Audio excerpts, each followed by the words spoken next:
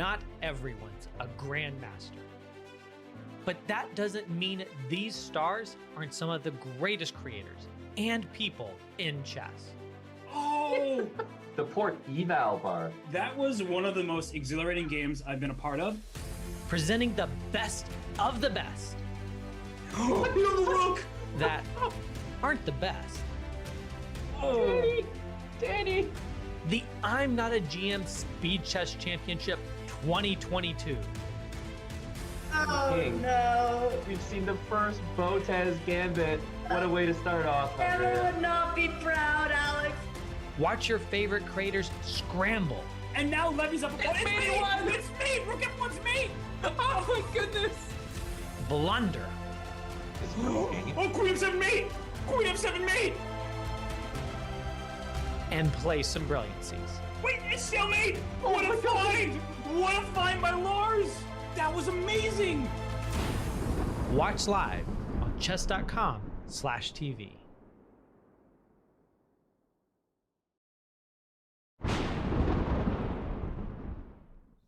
Welcome back to the I'm Not a GM Speed Chess Championship, brought to you by chess.com. I'm Grandmaster Robert Hess. Alongside me today, as per usual, my partner in crime, Grandmaster Daniel Naroditsky. And Daniel, today we have a great matchup in store for everybody. It's Alina Kashlinskaya against Lawrence Trent.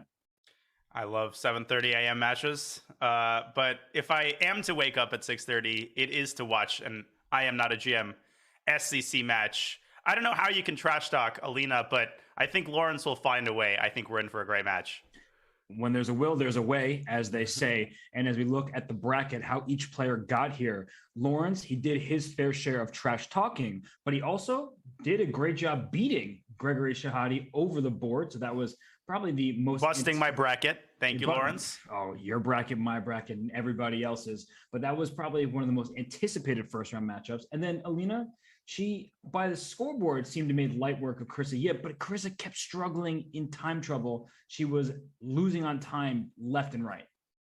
Yeah, it was, again, on paper, a very lopsided match. But in this match, Alina will want to clean up some of those tactics and some of those openings. She was off to a great start, but Lawrence has been sharp. He's very experienced, and Alina will have to bring her A game today. Yes, she will indeed. And Alina, she is the 5 seed, so she on paper should be the favorite in this matchup. And our stats, brought to us by Smarter Chess and chessgoals.com, suggest that she is the favorite in the longer time patrols. But as the clock gets whittled down to the 1 minute plus 1 second increment, it's Lawrence who should be favored. Well, he's just a sandbagger. You know, we know that. 2486, come on. He just wants us to think that he's, innocuous little I am. And then, he bites where it hurts. You can fool me once, right? That's how the saying goes, but you're not going to fool me twice in this one. Alina, she saw what Lawrence Trent did to Greg Shahadi. Greg was much higher rated to start the match. Lawrence, he was sitting on that lower rating, just trying to get into his opponent's heads. We know he loves to play a good psychological game, but 63% win probability for Alina Kashlinskaya. I don't know. That seems a little bit high. I think she is the slight favorite, and that is a slight edge for her. But those 5-1, 3-1 predictions, I thought Lawrence was playing really well in the longer time controls against Greg. Yeah, and Lawrence is very experienced. If we take a look at our insights real fast, 4,130 total games for Lawrence. He is a big fan of online blitz. Average accuracy very similar. Wins and losses by flag extremely similar. So, Robert, I agree with you. I would have put the percentage prediction a little bit closer. I certainly think that Alina is the favorite by quite a bit. And I think that a lot today is going to depend on tactical vision. Who can be tactically sharper? Who can spot those 1 or 2 movers, especially in the 5-minute segment? Who can get off to that good start? Yeah, and I don't find that Alina is particularly blunder prone. She has this very solid style. She's a great positional player, and she can dabble with the tactics as well. So you look at the numbers here. She's the slightly more accurate player. 85% is incredible. Like, that is also true. Sometimes you look at a number, I don't think I believe that. That's one of those Smarter Chess made up stats. With Alina Kashlinskaya, I believe that she plays with 85% accuracy in blitz, and that's not a small sample size, right? Almost 1,300 games. No, I mean, both players are very experienced. They've played in the I Am Not a GM before. They're calm. I don't think that either player is too prone to nerves. I mean, everybody's prone to nerves, but They're calmer than most, so I'm looking forward to a close, barn burner kind of a match. Well, this one's They going got to to keep me awake. It's going to be out of this world. We know that for sure. When Lawrence Trent is involved, we don't really have a choice, do we? Because he's got Earth in the background. He is out there in space, and hopefully he's not a space cadet, because right now he needs to give it his A game against Alina. She is really strong. She has experience in this exact tournament. Donna, we know a couple of years ago, she made it all the way to the final. The only thing stopping her from not being allowed back in the field was John Bartholomew. Yeah, and John, as we know, is a massive beast. So the games have kicked off. Alina with the white pieces. We've got 75 minutes of 5+1. And here we are in IMSO Indian to start the match. And I just want to make mention that Alina, she did pass 2,500 FIDE. So she may not have the IM title for much longer. So she would like to win this tournament while she's still eligible. And we do see a trade on D5, plays Bishop G5 and Bishop B4 by Lawrence. So he doesn't play those Bishop E7, this quieter setups. Nah, he's going out in full force. Yeah, 94, pounding it on, attacking C3, and Alina will have to defend that knight in one of several possible ways. Queen C2, Queen B3. These lines are very, very theoretical, and you often see Black trying to go H5 and induce a weakness on the king side. There he goes. Yeah, right. And knight E2 is so strong because now you can play H4, and after knight takes G3, you can take back with your knight. So that's the problem when you see G5, H5, you're worried about your bishop getting trapped, and then if you move your H pawn, you shatter your pawn structure. Here, the knight does double duty, protecting C3 and also G3. Yeah, it's very important not to panic here if you're Alina. She's taking her time. I don't like the move F3 as much. That would chase the knight away. It would essentially force knight takes G3, but H4 here is definitely the move. Right, you just challenge White's setup. When she plays F3, and as you were saying, knight takes G3. So Lawrence, he came prepared. Now that E3 pawn, that is the soft point in White's position, that if Black eventually gets the king on the center, you're obviously not casting kingside into the fire over there, but you're going to put your pieces on the E file, and then E3 pawn, it just feels tender. But Alina castling queenside, I like that decision, and she can try for a quick E4 while Lawrence's king is still in the center. And the thing about, that whole kingside advance that Lawrence has orchestrated is that you're not castling kingside ever. So you've essentially committed to the center. I would even consider a move like Queen C2, and she plays it and pounce with E4. This could get real scary for Lawrence. I don't like the way he's playing this middle game. Yeah, the Queen B6 move, it felt like he's playing very quickly, and he did try to use that to his advantage against Greg. And Knight A6, so either he's even better prepared than I expected, or his king is about to come under fire and he's going to lose a quick one. Knight before attacking Alina's queen, and she moves it to D2, attacking G5, and now Lawrence starting to pay the price for that very loose opening play. And Alina could also consider going A3, although that could potentially be met with the fishing pole idea, A5. I was going to call it a paper tiger, but I like that you use another reference, a fishing pole, because you want to give up that knight, open up the queen side to get an attack. But I'm just not liking the look of this from Lawrence. And great decision. And if we just do a little instant replay real quick there. Sure. When faced with the option to trade queens, Alina decides, I'm going to bring my queen back to C2, right? That's just such a smart decision. When you're the side with the safer king, you want the queens to be on the board most of the time. So bringing the queen back now to D2, G5 is hanging. I wouldn't just go grab that pawn right now, because after D takes E4, A2, it might be loose. So you have to calculate everything here. And maybe you could even just play A3 first, and she does. And after A5, now you're never hanging that pawn A2, and you could even take the knight. That's not out of the question. And I probably would have taken the knight and then played knight B1. Maybe Alina was afraid of rook A1 there. She decides to grab the pawn on G5, and now will probably retreat her queen back to E3. And the problem for Black is that White is kind of happy to be in the standoff. It's not like Black can do anything about it. Ooh. But Alina brings her queen back to D2. The Eval bar hated that move. Why? I wonder what is about D2 that was so bad, but I'm guessing... Right, it was not that square. Yeah, why? I guess you can take on E4 and then play Bishop B3, exactly. Ooh. You know exactly where my brain's going. This is getting to be an aggressive position, as we keep talking about. A takes B4, that's a knight, give me your piece. But Black wants that knight off the board, because then the A file opens up. A queen D8, that's a one-move threat over there that wasn't even a threat. It was not even a threat, because White could have met that with F4, and Alina could have definitely taken the knight there and gotten knight B1. I mean, Lawrence has withdrawn his entire army from the queen side. I mean, that knight is now officially hanging. Yeah, and he brings it back, and its position still sucks. No, H5 is loose. Knight takes E6 obviously can be played at some moment. Bishop takes A6 if you're, want to develop your pieces and get rid of your opponent's attack here. potential attackers, that is. So yeah, I do not like this position one bit. Can you just grab Ugh. h5? Yeah. Oh my God. I would have even taken it with a knight to set up discovered check ideas, but Yep. this is obviously plenty good enough. And rook g8 trying to keep pieces on the board. Now take on d5, open up the center, and just blow through in the center. Yeah, no, G4 is just one of those moves that keeps everything protected. I like your, especially now. Now it takes, yeah, because you're going to also lose b5. Oh my Yeah. God. Give me What a every disaster. single pawn in your position. So she just takes an e6. Mm. You know, I wouldn't say that this is over just yet, because that king will likely have to go to d7. Although actually after e takes d5, like if you take with the e pawn, there's like rook e1, rook h7, and it just everything's falling apart. Alina decides to aim at the c6 pawn. So there might even be threats of knight takes d5, or less fancy after b4, you could play knight a4. And black just has no way to defend that pawn because queen d7 there is met with a fork on b6. Oof. You know, and it's sort of what we were indicating earlier, that Alina has this very solid style, and then she can mix it up tactically when the moment arises. She doesn't need to force the tactical action. And some players historically have had that struggle where they, every single game, no matter how locked up the position is, like, I don't want this anymore. Like, I don't want to just play a maneuvering game. Let me go for the tactics. And that can really backfire. And Lawrence, I think his game plan was to get aggressive, to be tactical, but this has not been working out in game one. Yeah, he really tried to force it, and still not not totally over. B4, knight a4. Alina tries to keep the queen side as closed as possible. And my guess is that she wants to meet ba with b3. Or e5, because c6 was loose. And as you pointed out earlier, queen d7 was met by knight b6. So that's why Lawrence starts with rook to b8. She plays e5, and now knight c5. You can't take it because the queen is hanging on d7. Oh my goodness. What a miserable position. And look at that, right? She found the exact tactical sequence that keeps the queen side closed. She was able to bring her knight to a4. Just when it looked like b takes a3 would open things up, she said, nope, there are tactics there stopping that. And now the entire position is closed. And oh gosh, queen h7 followed by knight d7.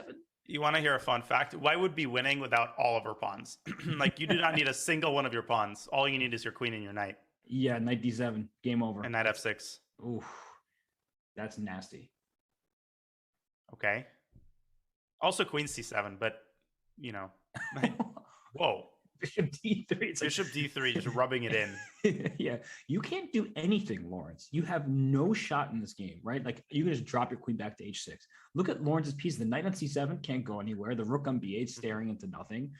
I mean, this is just as miserable a position as it gets. And she missed that tactic. So we shouldn't kind of pretend that didn't just happen. Knight d7 was a pretty obvious tactic for a player of Alina's caliber, and it's not going to cost her in this game, but that could cost her in a future game when only one move wins. Yeah, I wouldn't even call it a tactic.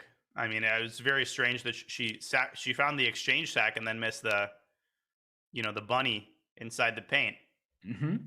And the Warriors can tell you all about missed layups. You know, I wasn't going to bring up that game from last night, but sorry, friend. Oh, I'll bring it up for you. I know you were heartbroken to see the Warriors lose at home in game one, but there's still a long series ahead. Just like in these SEC style matches, even if you struggle out of the gate, there's plenty of time left to go on.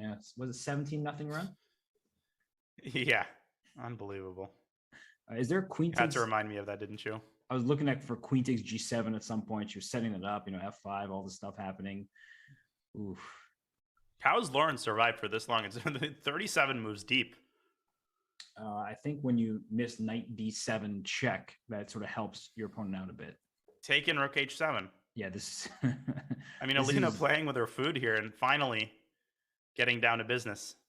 So rook h8 check, there is knight back to e8. So Unbelievable.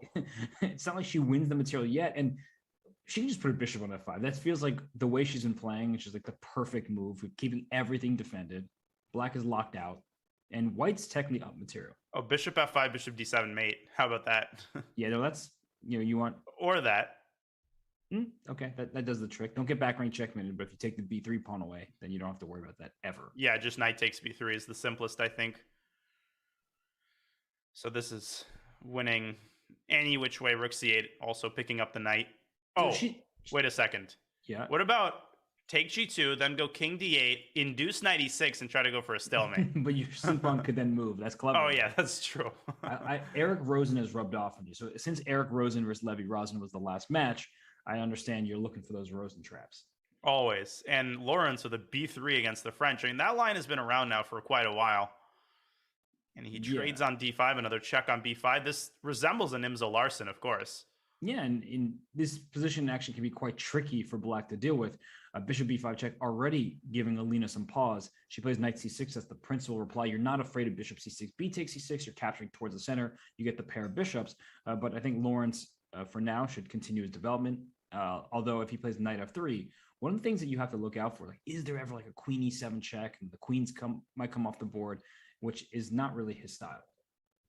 No, and Lawrence should castle here and quickly strike with d4, try to get black into an undesirable IQP isolated queen pawn setup, which is exactly what he does. Lawrence with a kind of a nice position out of the opening, at least optically speaking. The problem with white's position is that black gets her pieces out real fast. Bishop g4, knight e4.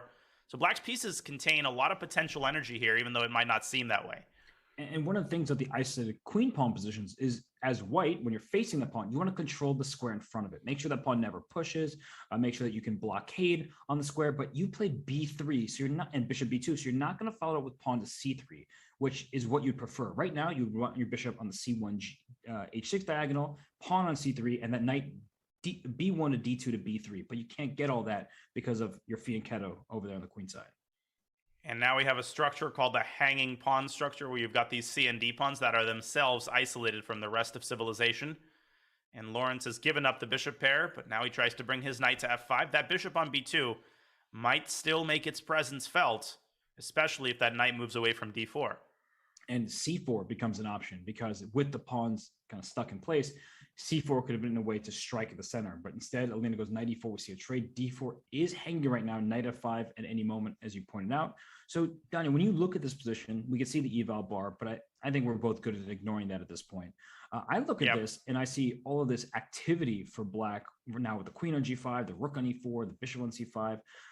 But then I also kind of like that bishop on b2. It feels like, I don't like that move at all. I mean, this endgame looks miserable. That was very surprising. Like, just take it was a very defeatist kind of move. I mean, there weren't really any threats yet. It looked scary, yes, but now you've given Alina everything she could ask for. Control of the e-file. You know, you've ruined your own pawn structure. You've relinquished all of your possibilities for attack. Rook e2 might be a little bit premature, though, because of rook f2. And then she'll play... Oh, can she play rook e8? Yes. No. Oh, yes. Yeah. No, you can't. And then rook takes e2. Oh, bishop d4 at the end. Oh my gosh. It's so easy to blunder that. Yeah, no, I just clearly did, and I think... Let me show that real fast. You think, oh yeah, look, I'll give up my exchange. I still have the pin. Bishop d4, as you point out, just wins the game for white. Right. And Alina, on top of that... You were 100% correct. I think she just forgot that she couldn't play rook e8 next, just like I did. So I get where she's coming from, but that's a big missed opportunity there. Like, she had a free hand in the position, no weaknesses whatsoever. The control, the only open file in the position. Now there's no more control because the rooks are coming off, and this looks like white should not have too much difficulty maintaining the balance. Yeah, the likeliest outcome, definitely a draw here. No weaknesses really for either side. And Alina trying to decide whether to trade rooks or to keep the rooks on the board, or the move like rook b8. But I don't think that you're far enough into the match for such radical measures. I don't think that Alina minds a draw with the black pieces too much. No, and she may play c5 and start trying to push those pawns. The good thing for black is she's the only one with a light square bishop, and look at white's queenside pawns. A2, b3, c2, all in light squares. But that pawn on g4 down here, that's the problem for black, is if that bishop could get out to f5, c5, bishop f5, all that, then we see black have very real winning chances. So maybe Alina will have to start pushing pawns on the king side just to then try and go after white's pawns on the queen side. Oh, I don't like that move at all. G5. Very committal. Lawrence tries to fix the pawn structure, but he's creating, the medicine is worse than the disease, because now f5 is really weak. Yeah. This pawn is also a weakness. No, he walked into exactly what I was saying he needed to avoid. Yep. No, Alina says, thank you very much for the squares, Lawrence. And then that bishop on b6, it looks bad for now, but it can go back to d8 just to start harassing the pawn on g5. And that's the thing about these positions. Once you start pushing your pawns forward, you're likely going to have to push more pawns forward to defend them. So I'm starting to really like Alina's position. Her king can just waltz in either e6 or c6, depending on how the action continues right now. And Danya, if you play c4 as white, I mean, you could just take and then play bishop e6, and then you would lose those pawns in the light square. So Lawrence was knight c3. That's a great move. Yeah, I think he found the correct solution because d4 is met by knight to e4. But you can just tell by how much time it took Lawrence to play knight c3. He didn't plan this out. Like, he kind of has that fortunate response here. Otherwise, he could have just kind of blown this game. And the situation is still volatile, really, for both sides, because if you play like king d7 and try to get the king to c6, white could strike with g4, and if you drop your bishop back to e6, there could be a fork on f6. Now, you could argue that that's not the most dangerous pawn to lose, but it actually is kind of a dangerous pawn to lose, because then white's going to be able to create a passer, and this is exactly what is occurring. I would consider taking on e4, but that's scary too, because then you're left with these very weak pawns that are both on dark squares. Wow, and she allows knight f6 and knight takes h7, believing her in her kings. And what is c4 here? Like, can then black just start pushing her pawns up the board? She plays king e5. Wow, what a decision this is. Just totally fearless. I guess she wants bishop d8. Oh, but c4 is probably not good because bc4, bishop to knight d7 check. And I understand opposite color bishops, we always think it's going to be a draw, but because that outside pass pawn that you mentioned, that white can play h4, h5, and so on at some point, I still feel like white has chances to take this game. Lawrence is going after the c5 pawn. The eval bar, not a fan.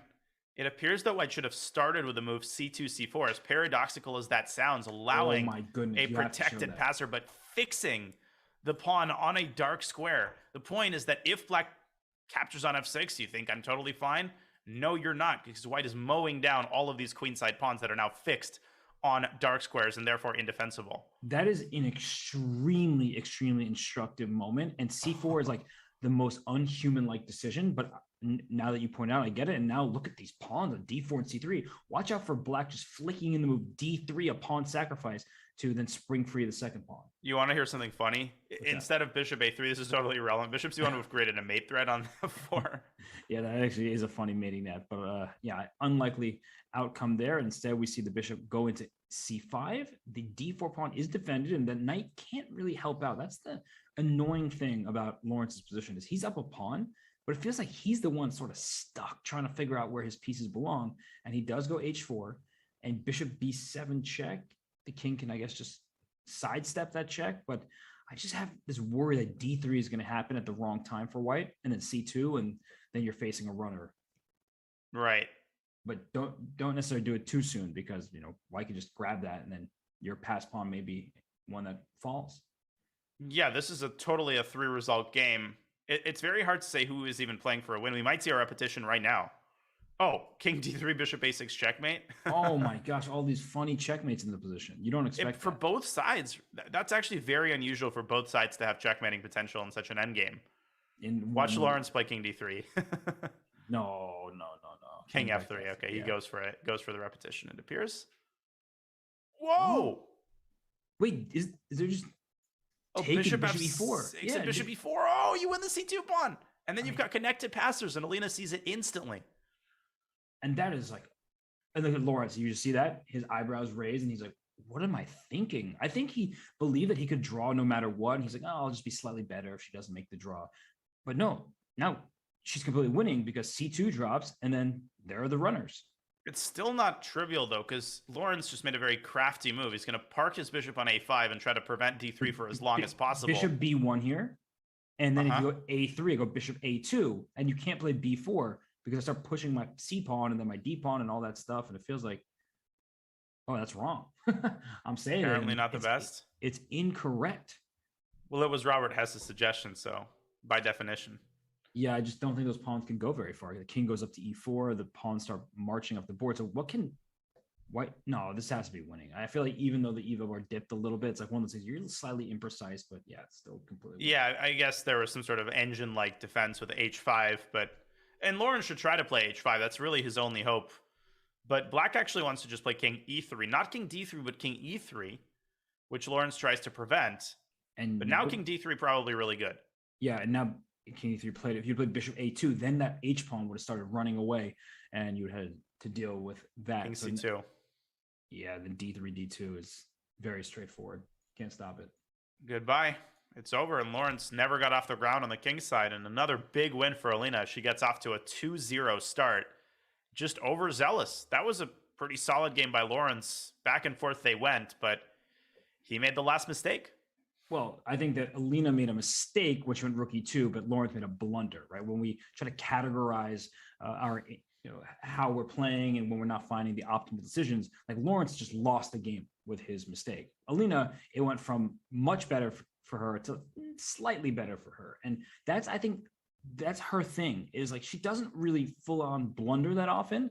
And that's a really important element when you're playing a very tactical player who kind of likes to make the positions wild. So far 2-0 lead. It's very early. Of course, Lawrence has plenty of chances going forward here, but we'll see how he responds stylistically more than anything to Alina's lead. Yeah, he's clearly thrilled. He's going to be so happy with himself. don't go taking on C6. So let's just remind everybody that not all knights are free when a pawn attacks it, because the pawn is shielding the queen from the other. But queen A4, and done in these positions, we were just talking about IQPs in the other game. Now we're here, and I guess Lawrence, he volunteered for this, right? He's the one who chose this Tarish defense, but having the IQP, I don't know. I feel like Alina, this is within her wheelhouse. Yeah, knight c6, I think it's called the Henning-Sakara variation. Quite a mouthful. I don't think queen a4 is really a move. White's quite passive here. I mean, the bishop is closed off, and now Lawrence is the one with very active development. He's got to cash this game in. Yeah, and bishop e2 rather than bishop b5, because bishop b5 is met by bishop d7, a6. You're kind of just putting your pieces in harm's way. A6 is a useful move anyway, so why have your bishop out on b5 so it could be attacked? That's one of the main points. And all right, white is fine, but now black's activity will start speaking for itself. When you have an isolated pawn, you control the adjacent files, right? Inherent to having an isolated pawn, there are no pawns in the next file. So rook on c8 or rook on e8, you're very happy. But Lawrence, I wonder if he's not trusting himself, Danya, because the position is looking pleasant for black. Many typical ideas here. Push your dark square bishop backwards, line it up with queen d6, go for a checkmate. Make moves like rook e8, bishop f5, or bishop e6, rook c8, and take over those files as mentioned. And he plays bishop d7, which is a perfectly natural move. Which is a decent move, yeah. I guess, sorry to be long-winded here, partner, but I'm wondering if he's uncertain about how he should continue, because he's the one who has the static weakness. You always love to point that out. The pawn on d5 is, well, it might not be there for the long run if you lose it, but it's look, bishop e7, bishop e6, right? That's not what you want to see. Yeah, you made a great point there. And now Alina can go b3, bishop b2, which she does. And Lawrence is just stumbling over himself. And I thought that he should have gone bishop c7, queen d6 at the first available opportunity. Now, if he plays bishop c7, Alina could already hyper-fianchetto her bishop to a3. And this is exactly what's going to play out, I think. First of all, I've never heard hyper-fianchetto. Did you just make that up, or? No, that's I patented that phrase, but I've been using it for a while. Wow, I've never heard you say it in all the ridiculous amount of hours. Hey, I got to keep some stuff in the bag. Yeah, no, I like that. The hyper-fianchetto, it's great. And especially in this position, hit the rook on f8, it stops queen d6. And so now white has fully developed, and we're about to see, can she blockade the pawn? The answer is no. If knight takes d4, queen takes d4, bishop b6, excuse me, then you can kick the queen out of d4 and may push the pawn yourself. Lawrence starts with bishop e5, perfectly normal. And you're pointing out that c5 square. The bishop can sit there first, but also the knight often wants to go knight a4, knight c5 if you are able. Yeah, you want to worm your way into these weak dark squares on the king side. And it's important to remember that it's not the end of the world for white if black takes on d4 and, the pawn structure becomes symmetrical.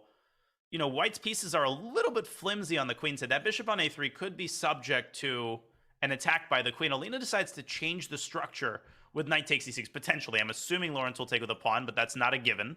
I suppose he could take with a rook. And you can kind of pre-move knight a4. I was feeling it, right. No matter what you took with, the knight going out to a4 makes a lot of sense.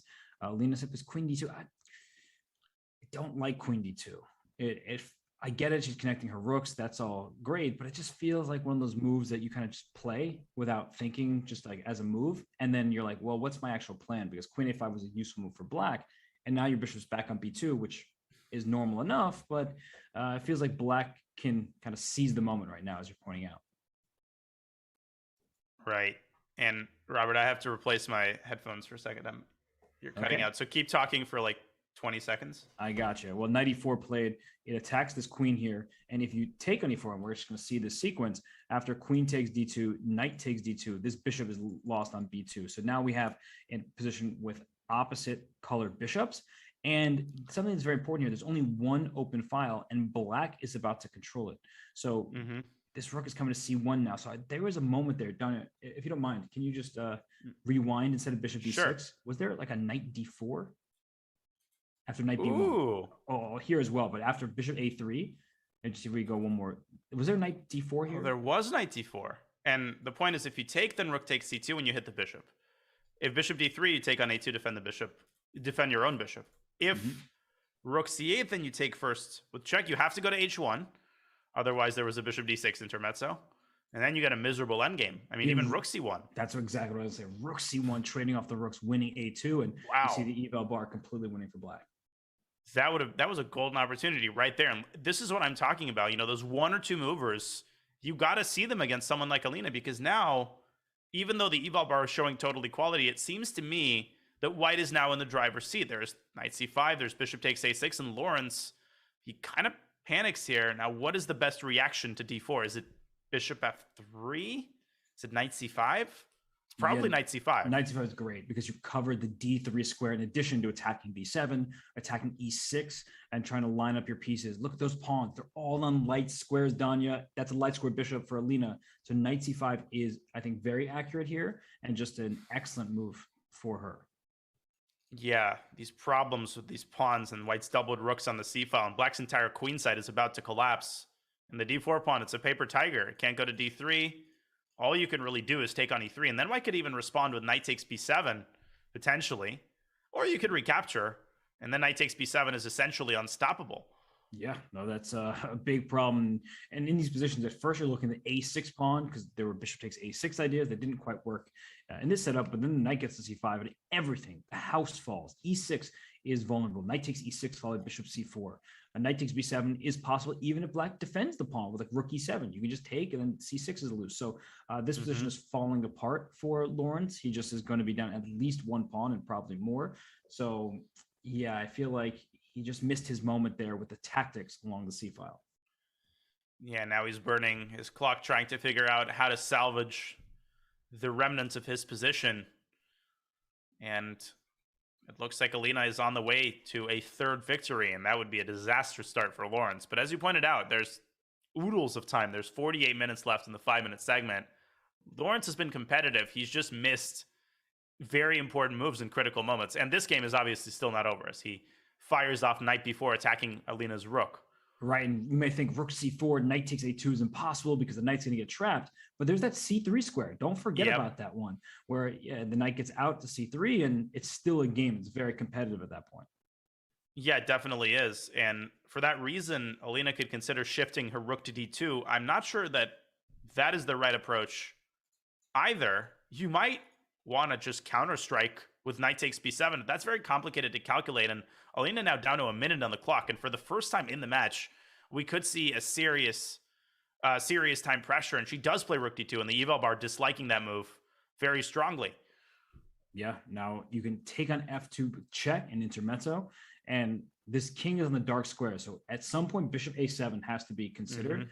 Don't move now your rook off the last rank because rook c8 check will win that bishop on b8. So bishop a7 check first, as you just mentioned, that allows you some flexibility to move your rook up the board. And I would consider king f1 for Alina, and then covering a check on f8 with bishop f3. You want to put your king on a square where it is least prone to checks and forks. So putting it on e1 would subject it to a potential knight d3. What Alina's saying is that, hey, I've got a bishop on e2. I'm not moving that bishop, so I don't really have to worry about a fork. Yeah. Again, it's a 3-result game. And don't forget that your rook's hanging on d8. That may sound very basic, but after the move bishop a7 check, king to e1, all the things that you're pointing out, Danya, are true. And a2 is hanging, so there's like a lot to look at, and you could just forget that your rook's under attack. Yeah. It's like you go to the grocery store to buy one thing, and then you come out without that thing. Right. You come out with 6 other things, but not with the apples. Exactly. You got the cookies, the chocolate, and the ice cream, but you forgot all the necessary products that you went in for. So Rook D5 played. I like that move from Lawrence. That knight on B7. It's not going to be trapped because you can always put a bishop to defend it. Right, it's on the light square. Hard to put more pressure on it. But I'm just looking at that knight, and I'm also looking at the knight on B4. I'm looking at the clock also. I wasn't looking at the clock. I'm being honest with you. I'm no longer looking at the knight on B4 because it's no longer there. So it died. So now what? How do you protect your pawns? Rook B1, there's bishop B6. So that knight, this looks a little bit concerning. And Alina down to 20 seconds, and Lawrence's king moves out to F6. She drops her knight back to C6, hitting the bishop. The bishop could swing its way all the way down to G1, where paradoxically it's probably the safest it's ever been. And that's exactly what Lawrence does. Maybe a check on F8. Don't go king G6. Oh, now there's another fork. Oh, there's another fork. Oh, and another counter fork. And then just taken, I guess, after rook E3, there's rook A8, and we just trade pawns, and that looks pretty level. But yeah, wow. Well, chess is a draw. That was a wild tactical sequence. You think, oh, they were just trading pieces in an endgame. No, that was actually very close for both sides. I think Alina's playing for a win. Rook B6, but just D5 now, because Lawrence has just tied himself to these pawns. Yeah, no, you can't push the B pawn because the A pawn drops. You can't push this one on A5. You take A pawn, I take B pawn. Thank you for E4. Oh. White's got to be a little careful here. I mean, Black's king is all of a sudden very, very active. E4. Yeah, king G3 at some moment. This is really getting out of control, and rook C2 check. Yeah, or sorry, king G3. Both those look really good.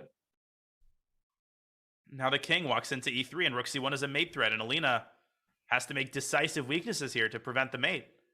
And rook F2 played, and if the king goes to E1, you play rook H2 and threaten checkmates. Instead, the king's away, so the passed pawn has more room to run once the king moves out of its path. And Alina procrastinated too long on taking that last queenside pawn. That would have given her a passer of her own and allowed her to distract Lawrence from the task of pushing his own passer. And now Black should be able to win this in a variety of ways. E3, continuing to push the pawn, king G3, and now E2 is coming.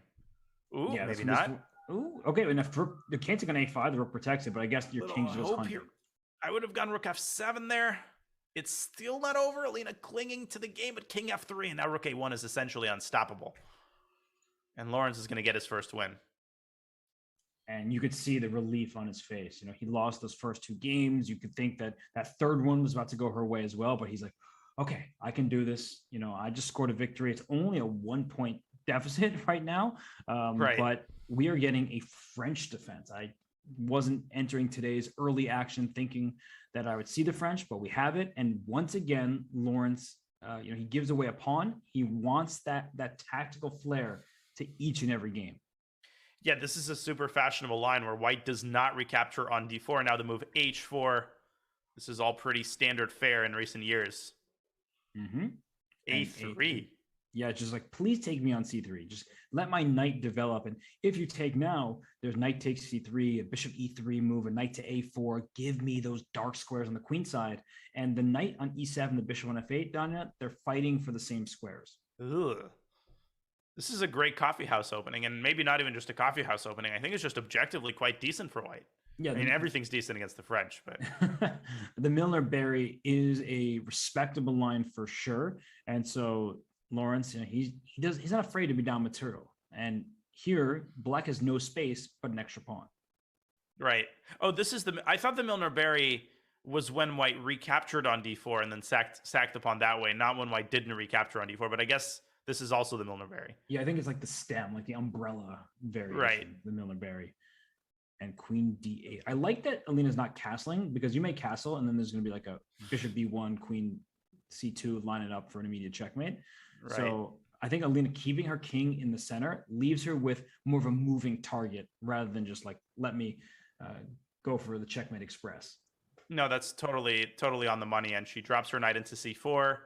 And obviously it would be a dream come true if Alina could eliminate White's light squared bishop. Then she could castle pretty much safely. Lawrence is not going to give this bishop up for, 100 gold coins. And now she castles, and I don't like that one bit.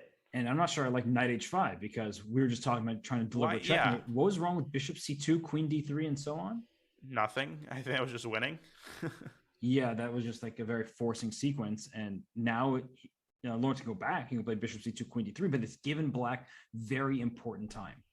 Yeah, I think Lawrence, what he underestimated is the knight on f4 is actually a critical piece of the attacking infrastructure, because once you put a queen on d3 and black plays g6, you're able to use that knight as a battering ram to crash through and sack on g6. Now you can't do the same thing.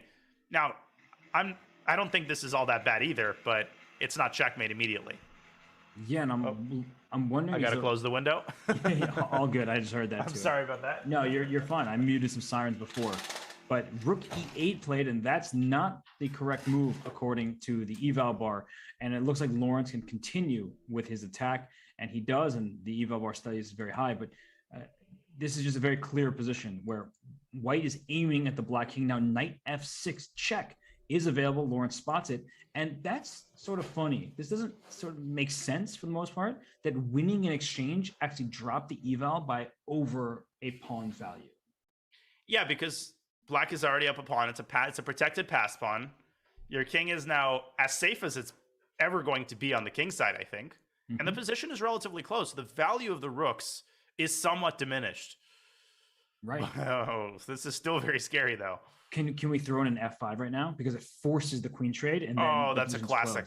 That's a great idea. And Alina is on the money here with f5, forcing the queen trade. And Lawrence, you might have 0.7 on the eval bar, but he's going to be mentally extremely disappointed. He was already gearing up for checkmate, and now you got to drag your feet in this incredibly long endgame.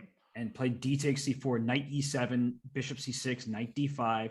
You just take over this board right now. And this is, I don't care what the eval says. Black is better here. Like, right, it's much easier to play this position as black. Like, it's just very clearly a position that's closed, so the rooks don't really do damage. And if you play knight d4, for example, like, this is the clearest illustration that black is better. I can trade knights, put my bishop on c6. You can't even play a4 in these positions because we're on the same wavelength. And the b4 pawn is loose. Is this what happened? Yeah, this is happening. Yes, it is. Who's the prophet now? I guess it's a 1-2 punch, Danya. We're a good team here. And this means that black kind of has a free hand to do what she wants. She can play king g8, king f7. Maybe she can play g5 at some moment. Do not rush moves like g5, though, because I know some. what white really wants, open files. So as soon as you trade pawns, that opens up files. Now that could deliver a checkmate if you could open the h file and bring rook c7, rook h7, and so on. But you just need to make sure your timing is accurate. And okay, she felt like she could do it. It's not a rush because white can never put a rook on the h file. And you got to make sure that you're not missing a counter sacrifice on d5 at some point. And now a4 is in the cards because the b4 pawn is protected by white's bishop. So I agree with you. Black's main priority here is to watch for open files. It's not like an open file immediately spells doom, as you can see, because the h1 square is protected, but something that black has to keep tabs on. She has only one rook, and that rook is going to have a lot of responsibilities here. I would quickly move the king out of h8 and maybe try to get a rook to h8 ASAP. I'm not sure if that's the best use of the rook, though. She's definitely thinking about g4 as well, because the king wanted to go up to e2, and if the pawn was in g4, you did bishop f3 check. But I like king g7 as a start. And Daniel, let's not forget about king g6, king h5, king g4. We keep talking about the h file. We should mention just the light squares, generally speaking, are accessible to black's pieces. Was there there was a5? Oh my god, a5 would have been such a sick move, creating the pawn box. I love that. That is a really instructive moment and super easy to miss because a5 looks impossible, but you are just getting past pawns, two of them, which is just much more important than white's one. And now Lawrence has managed to get a rook to a7. He's opened up the a file, and the other rook might follow suit with rook da1. But, that's a bit of a cul-de-sac. So maybe this rook should remain on d1. And I would already start considering a sack on d5. I know it sounds crazy, because you're not recapturing on d5 twice, but after rook d5, ed5, you could play something like rook d7 and start hunting down all of black's queenside pawns. That's a pretty good idea, actually, because if you don't do that, well, bishop f3 check is a threat. And where are you going to put that rook on d1, right? Like, do you really want to go rook d2? Because then there's bishop h6, for example. So, you need to figure out where your pieces belong. And rook takes d5, I think at the very least, it makes you feel comfortable that you're going to do no less than draw this game from Lawrence's perspective. Definitely. And he's doing a good job taking his time. He senses the importance of the moment. And you could potentially get checkmated here. Bishop f3. If you walk up to e3, there's another check on h6. That's no fun. So, with a minute on the clock, you want to go for something that's relatively easy to play. Mm-hmm. And Lawrence, he's taking his time. He's just trying to calculate accurately. I believe he's considering rook takes d5. That bishop on d5 is the best piece on the board. We talk about how rooks are 5, bishops are 3, all that good stuff. But that bishop on d5 is a marvelous piece, and well, now it's gone. And to ravenous applause from the audience, Lawrence sacrifices on d5, but instead of rook d7, he delivers a check on a6, trying to force this king onto an undesirable square. We could see a repetition here. And we know that in game 2, declining a repetition backfired. But here, I like Lawrence's decision to go for it. You know why he gave that check, Danya?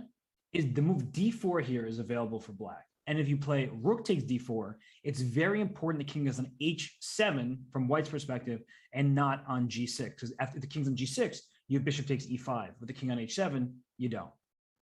That's a great point. And Alina tries to activate her own rook, but Lawrence captures on d5, and we might see rook a3 hitting the bishop. Alina's main strength here is that protected passer on c4. Can she put it to good use, though? Oh, is there e6? Oh. Could there be e6? Oh, yes, there is. Rook c3, there's e7, but e6 bishop. And if e6 bishop c3, there's e7, rook 8, rook d8. Oh, rook a1. Rook a1 at the end. Oh, rook a1 at the end. And if you promote, it's mate. Yeah. Oh, it's just mate. I thought it was winning the queen. No. You know what this reminds me of? No, tell me. It reminds me of that RCC game that we were watching, Kiri Kovalov. Oh, yeah. Where we thought, White was just up an exchange, and then he got mated all of a sudden. Wow, that variation, that was one of them. We'll show it after the game. We will. A8, rook a1, rook d1, rook d8 is one of the most insane repetitions. Ridiculous repetition. And wow. Well, there's no repetition right now. White has a passed pawn. b5 is loose. Black's pawn's not going anywhere. So Lawrence is just seizing control of this game and this match.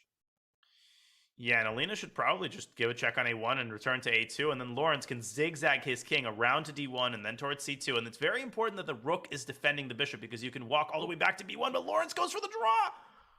Oh my god, he was winning. What is he doing? He just didn't recognize that he was better. Yeah, he thought the c4, and the c4 pawn certainly looks intimidating, but that e5 pawn is unstoppable. The b5 pawn cannot be defended.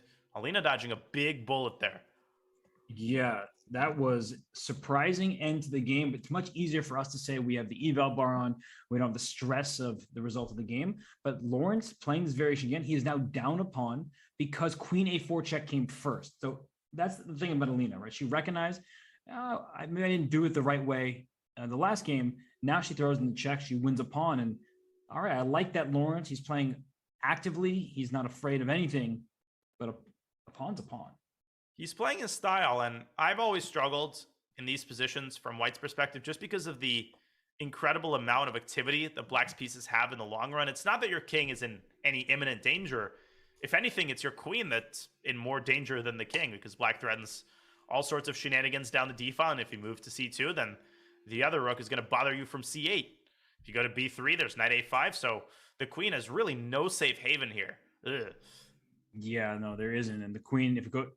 where's it going? You can go to b1 at some point, but then it's blocking the rook in on a1. So there's no easy way for White to handle all this. And so she's going to struggle, I think, to get all her pieces out. Yeah, and she does put her queen on c2, and I think she's trying to, castle by hand here with queen c2, queen b1, which is quite an ingenious idea, actually, and then probably go rook f d1, and just slowly but surely you consolidate. Now, if you're Lawrence, you can combine play on three fronts. You could play on the king side with bishop b8, you could play on the queen side with b5, and you could play in the center by moving your light squared bishop either to f5 as he's preparing, or potentially g4. So assault on all sides here, and Alina has to be very, very careful, even if objectively Black doesn't have sufficient compensation. Yeah, but there's one problem with being spoiled for choice if you're Lawrence, is it's very easy to make the wrong one, right? You're like, let me go this and let me do that because all of it looks good, and then you kind of mix and match plans, and then he's doing fine right now, but he is down a pawn. So then you see that eval bar go up, and you're like, wait, I thought I had all this compensation, but now I'm just down a pawn. Am I really doing the right thing here? So he is doing perfectly well just now. It just not necessarily easy to continue. Yeah, that's why I stay away from restaurants that give you a book instead of a menu. And there's, 18 pages of items, and then I get heart palpitations and anxiety. So it's why you never select the wine at dinner, is what you're saying. Oh, I absolutely never select it. Because I'm also, I've only seen a wine turn back once, and I don't think I'd ever have the heart to do that. Yeah. I don't like that whole routine of swirling it around and, sniffing it and then setting it back. No, that's not my style. Got it. Okay. Now I know everything I need to know. Yeah, all the keys to the kingdom, right? Mm-hmm. So that means that if I cook for you ever, you'd be like, "Oh yeah, it's really good," but you might be lying because you wouldn't tell me the truth. So now I know that. I don't think I've ever told a host that their food was bad. Have I told you Pavel? I've told the story on my stream. So this was the Reykjavik Open in 2015. Okay. And I was walking to get lunch before the round, and I met up with I saw Grandmaster Pavel Ulyanov, Ukrainian Grandmaster, on the street. And we chatted a few times before, so we decided to go to lunch together. And some of the restaurants in Iceland, they basically serve you a 3-course lunch, and you don't really get to decide the first and second course. Yep. And they served cream of mushroom soup as the first course. You know that I cannot if there's a single mushroom in a dish, like I'm going to, I cannot even stand the sight of them. But, you're sitting across from this 2760 Grandmaster, and am I really going to be, that guy who just turns away an item? So I forced half of it down. I just got a glamorous experience. I got to let you know that no matter what the ELO rating is next to someone's name, they're still human. So they understand when you don't like a food, it's okay not to eat it. That's true. I should have let you know this lesson years ago. I'm older now. I don't know if you're wiser, but you certainly are older. Just a little bit wiser. And okay. What? Queen H2 is incoming. Allowed it. But she wanted her king to be able to E2 without a bishop B5 check. So that's why she did this. But bishop F5 is a good start because the bishop wouldn't land on D3. And now there's going to be a rook E8 type of thing. There's also sacrifices of all. If you could clear away both of these rooks, you would have an opportunity to win the queen. Well, didn't happen. He goes back and he couldn't find the knockout. So what was the knockout there? I think it was rook takes D2, and then you sack the other exchange on C3. Oh, was exactly that. Yeah, that's a really good find there. Queen H1 wins the queen, like you were saying. Bang, bang. I mean, the logic is simple, right? Once you understand the underlying logic, you understand why you're sacrificing. And if white takes on F5, and then black takes on C1 and does the same thing, it's very important that black has Luft here. Otherwise, none of that would have worked. White would have had a mate on D8. Wow, it's actually a beautiful sequence there. And I think the thing I like least about what Lawrence did is look at how much time he has, right? He could sense that he has the potential for a checkmating attack or for some tactic, and he just moved really quickly there. He didn't think about rook E8. He didn't take some time and consider these kind of rook D2, rook C3 double exchange sacks. So that's my problem. Not that he didn't find it, but that he's maybe moving too quickly. Well, the momentum of the match has shifted in his favor, and maybe he's getting a little bit overconfident, but Alina is down to a minute, and her king is not looking any safer. No, it's not. And I guess that is why he wanted to move quickly, because he senses that it's really difficult for white to play here. In fact, even a single move is not easy to make. What would you play as white here? I'm thinking about knight E2, just to kind of hide my king.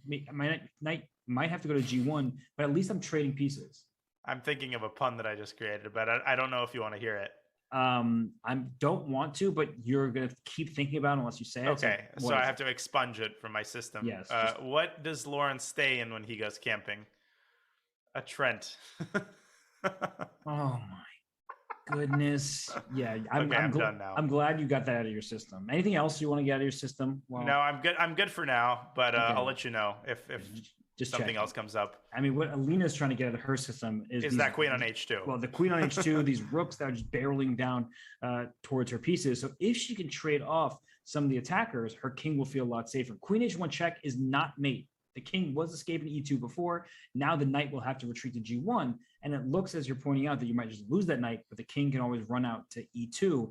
And then now black has to be very careful that G3 doesn't just trap the queen. Yeah, it's a very tilting situation because you're constantly, this is almost mate, but the king always has this escape valve on e2, and e2 is a surprisingly safe square, surrounded by this cocoon of minor pieces. But Alina, she has to recapture in the right way. I think she's got to take with a queen. But bishop takes b3 is there, which is what. So she takes. Wow, what a move! I stand corrected. That is the correct move. Wow. Knight takes c1. You were just talking. Well, not you. We both were just talking about the knight going to g1. She takes back with the knight on c1 to make sure she doesn't hang anything.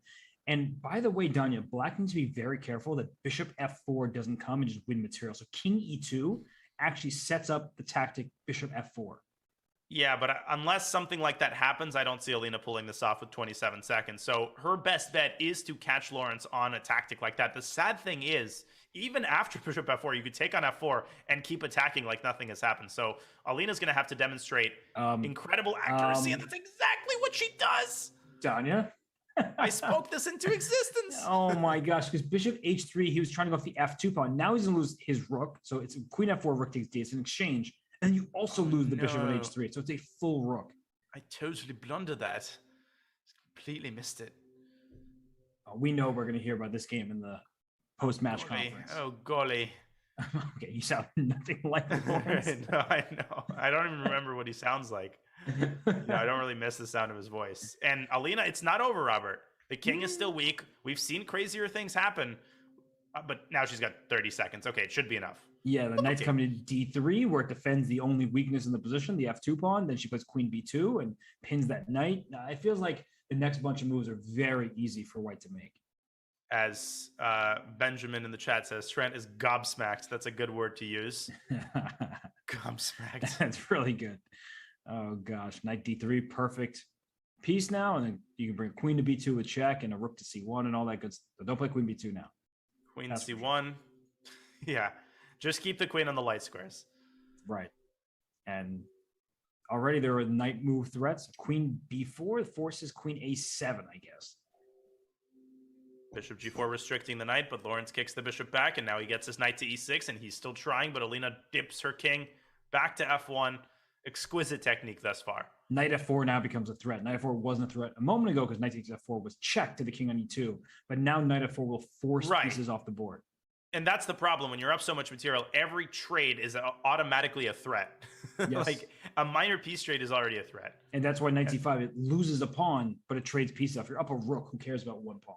I think that's an instructive lesson for newer players who tend to refrain from such moves automatically because it loses a pawn. And obviously that's a good mentality to have, but you have to see the bigger picture. When you're up a rook, a pawn is more than a worthy price to pay to get the queens off the board most of the time. Watch out, knight g1. Yeah, watch out for knight g1. Don't move your bishop because you give up f2. No, king f1 and you just take on b7. Lawrence probably should have taken on c6 first. Agreed. Does he have anything he can create here? I don't think so. Just she blundered it with check. She blundered it with check. Oh my goodness. She blundered it with check. That was a brutal error. Oh, and it's still a game because the queen gets to d6. Can Alina still pull it off? I can't believe she moved her king d2 there. Oh my god. Oh, and what a move by Lawrence. Great decision. And he's not going to let this chance go, obviously. When you're up a knight and several pawns, it's okay to give up the knight to make sure that white's most dangerous piece is gone. And now it's just 2 extra pawns. And Robert, I think we could sense it. When Lawrence activated his queen and knight, something changed in the air. Even though it was still completely winning, you just got the feeling that Alina's starting to lose her grip. Yeah, time trouble, not her friend. Lawrence Trent, probably also not her friend. So I would have destroyed every mouse in my possession if I put it like that. Alina's just like another day in the office. Yeah, I think she's just trying to keep herself composed because she was up 2-0. Now it's about to be 2.5, and the game is over. Lawrence wins, and I feel like he was the one who was going to be frustrated about this game and would have talked about it. Now it might be Alina in the interview who's going to be like, oh gosh, when I was up a rook and I had a pass pawn and I lost it all. Well, she's not happy there, and it's 2.5. A tale of 2 different matches here as Lawrence goes for the a3 variation of the 4 knights. Mm-hmm. And this is a fun line. It's like not very well studied by most players. So I think it's a good choice by Lawrence. He kind of gave away a tempo with a3. It's like not really a necessary move, but it waited until black played d5 so you could pin the knight to the king. Yeah, I remember like 10 or 15 years ago when moves like these first started to be played, bishop e2 or a3. It's like, wow, I've never seen anything like that. Now you barely bat an eye. I mean, anything is possible. Anything is possible. That is very true. And now there's a pin on this knight on c6. It's under pressure. This is already looking really good for white. Yeah, Alina's struggling here. She's starting to lose the grip a little bit. And Lawrence with a great opening choice. His openings have been pretty much on point. He steered the game into his type of positions. And look at this, castles. You couldn't have taken the knight because of rook e1 with the pin. Lawrence still in his preparation, and this is crushing. Yes, because if you castle now, knight takes c6. Oh, unleashes a threat on the queen. You saw what he did there, right? He took that water, didn't he? Was it water or was it tea? It must be tea. Well, I'll join him. Or as Ted Lasso calls it, dirty water. Dirty water. Don't you insult tea. No, I like tea. I'm just quoting a very popular show, okay? Okay, touche. Well, since we have to commentate over the weekend, I won't be mean to you. Oh, I really appreciate that. So queen c5. Can you just take on d3 with the knight? Like you could do anything in this position. Rook e1 and give up, a pawn on c2. Who cares? Oh. How about this? And then you got to move your queen, losing contact with the bishop. Yeah. Trading knights, taking the knight and then taking the bishop. And the bishop is defended. I mean, every piece is in the right place here for white. But Lawrence, he struggled to bring the hammer down. And this is a pivotal moment right here. Can he finish this incredible opening effort off on the right note? What I do like the most about this, in addition to his sinking head, he's going down on the forehead. He keeps going down a little bit every game. Yeah. But what I like is that he's spending some time here. It's a 5-minute game. He knows he has the better of this position. Okay, there has to be a game-ending tactic right here. Bishop e6 is a nice move by Alina. Maybe it's as simple as playing queen takes d3 and just eliminating this menace on d3. And then knight a4 is maybe the follow. Oh. Actually, that is Lawrence goes to f3. That's not it. He was too direct. He was like going for the c6 knight and the pawn that is going to be won there. But if we just go back a moment, I just want to show why queen takes d3 is so powerful. Because after castles, now I think you make the move b4. And if the queen goes to then b6, if queen b6, then knight a4. Exactly. And if the queen goes to d4 instead of b6, so it doesn't get trapped, knight takes c6 removes the guard, and then you get the intermezzo after queen d3 with knight takes e7 check. Yeah, mowing down all of the minors and then recapturing the queen, and white is 2 pieces up, and Lawrence is still much better, make no mistake, but Alina with accurate defense can probably hold this together. Yeah, I think that more than anything, you're just kind of frustrated. They're like, wait, I feel like I should be completely winning. Why am I not more winning? That's what I say with Hikaru every time. I'm like up 3 pieces and losing. And here, Black's about to play bishop f8. Then bishop g5 happens. So you can't quite get all your pieces where they want to be. And rook d7, apparently, a huge mistake. Well, knight a4, knight c5 just looks devastating.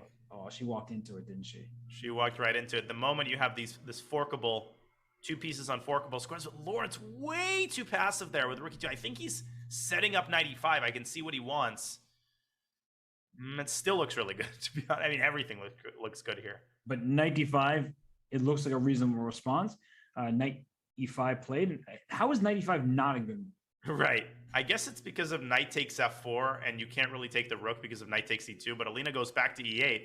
And knight f7. Knight f7. Yeah, that's what I was looking at, right? Just knight f7, and then after bishop f7, just go rook takes e7. And the problem is bishop takes c7 is an unstoppable threat. You play rook c8. Oh, didn't I just stop your threat? No, you did not, because f7 is loose.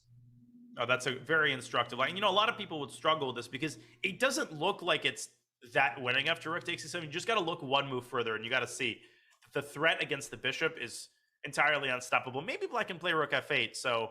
And now you have to probably play a slow move like bishop e5, targeting the g7 square. But Lawrence, okay, now take knight f7 for sure. It's a slam dunk. And played, and yeah, that's unfortunate for Alina that she was just struggling to get out of the opening. Then she did survive for a little bit, but she never found comfort, right? When you walk into preparation, you feel like it's never ending. I think you know that experience really well, like me, right? Like where you're like, okay, my opponent's moving fast. Oh, totally. I feel like I'm in trouble. okay, Let me make a move to throw him off. Right. Yeah, like, oh, I think I'm out of it, but I still feel like I'm just worse. And are we still in the preparation, or what's going on here? So Lawrence showing that he has come ready for this match. He clearly cares. And right now he's up a pawn, and C7 is still a problem. Rook C8 does not defend against it because bishop takes C7, same exact tactic. I mean, I hate that feeling, especially when you're playing a little kid and, he's blitzing out moves and bopping his head, and you keep trying to throw him off and he's still playing instantly. Nothing worse than that. And Alina, I guess she has to play Rook F8 and, hope for a miracle. Yeah, but it would help if White isn't up a million pawns. I was going to make a movie reference that I then realized you definitely wouldn't get, so it wasn't worth it. Why don't you try me? You can't just say that and then not make it. What do you mean? You got to give me a chance. I can do whatever I want. If I said, for example, I would say it would have to be a miracle at St. Alina, but you don't know a miracle at St. Anna, so it wouldn't actually help. I don't. Yeah, no, you were right. Yes, not going to help. So we're in this position here. Yikes. I know the show Inventing Anna. Yeah, no, that heard about it yesterday. I thought you watched it and you just heard about it. I watched The Tinder Swindler. You sound like, an uncle you haven't seen for a while, and then you're at like a family gathering and like, oh, have you heard about that one show or this Facebook thing? Right. this scam thing, you heard about that? I heard about it from my nephews the other day. Oh, well, this is unfortunate for Alina. Rook takes E7. You kind of have to play. Have you heard about this thing called winning a queen with a pin and a mate? Well, there's bishop G6 at the end. So like black can fight on. Bishop G7 though. Queen C3. Gosh. I love these kinds of tactics where you sack and then you fork. And I'm looking at this from black's perspective for a second. I'm like, oh, I just stopped your checkmate attack. Maybe I have a chance. I get the rooks against the queen. And then you're like, nope, I just remove all the defenders of your king. So it's over. Yeah, I'm still counting the pawns. F4, secure the bishop. Good bishop on F7 too. Yeah, great bishop. So is this a moment where we're supposed to be like, it's not over, it's opposite colored bishops, there's some chance here, or are we realistic and saying that black has no active plan whatsoever and all of her pawns are weak? Well, I mean, the important thing to understand is that not all opposite colored bishops are the same. If you took the rooks off the board here, white would still be completely winning, because what you have to assess in opposite colored bishop endgames, first and foremost, is can you create passers on either side of the board? If you can create a passer on the queen side and king side, that is a bishop's kryptonite. Is a bishop can only multitask so much, right? And here you can, but not anymore. Alina fixing the pawns. The problem is you'll probably lose that a pawn to rook a7. Yeah, that rook on C2 is somehow stuck. If you could bring your rook to C4 right now, then it's like, hold up a second here. You're not creating that passed pawn. A4 is not falling. But because the rook has nowhere to go, rook a7 is unstoppable. If you play bishop b3, you lose g7 and then g6. Mm-hmm. So you can't afford to lose another pawn. No, this is miserable, and now 24 seconds. And Lawrence has apportioned his time very, very well in the last couple of games. You can sense the added confidence. The first two games, he just didn't look like himself. And now, with a couple of wins under his belt, he is firing on all cylinders. Yeah, Lawrence, he's found his footing. He struggled in the first couple of games there. In game 3, he was in huge trouble. We shouldn't forget about that. But he won that game, and I think that's all the confidence he needed. And there's no way of splitting this, right? There's no commentator's curse that could possibly stir up here. I think he was just, his mind was on other things for the first couple of games because his apartment complex raced his Trent for the month. Oh, my gosh. Isn't it impressive how many puns I can squeeze out of that last name? It's scary. It's really scary. What's going on? How many pawns is it? 4 extra pawns? Are you losing G2? It's currently 4. It's about to be 3. So white should resign. Yeah, black has won a pawn. Something tells me that Lawrence is okay losing the G2 pawn. And then these queenside pawns should just start running up the board. Rook h7. I wouldn't give up any pawns unnecessarily here. I would preserve the kingside pawn. Majority go rook f6, rook takes g6. And the rest is mop-up duty or king h6. Good enough. Yeah, G5, hg, rook h2 mate. Oh, that would be a tragic way to lose this game. But now you could take on g5. Although there's rook h2, king g6, bishop d3. Like, this is kind of funny, actually. Checkmate is threatened. Not really. Actually, no, it's king g7, king g8. Yeah. Rook d6, mopping up the bishop. Whoa. 3 pieces. Okay, it's over. That's And Lawrence up to 2,500. And first lead of the match for Lawrence Trent. So he came into this match underrated, and that's what I mentioned when we pulled up those smarter chess predictions, and it said that Alina was like a 2-point favorite in the longest time control and also a favorite in the 3-minute time control as well. I was like, I'm not so sure about that. Lawrence looked very powerful against Greg in the longest time control. So he's putting in work, and it's showing. He's exhibiting it in these matches. Yeah, he is. And Alina, the good news for her, I mean, she's only down 1. She's lost 3 in a row. It looks like the sky has fallen and, you know, the ceiling has collapsed. But in reality, it's basically an even match. Yeah.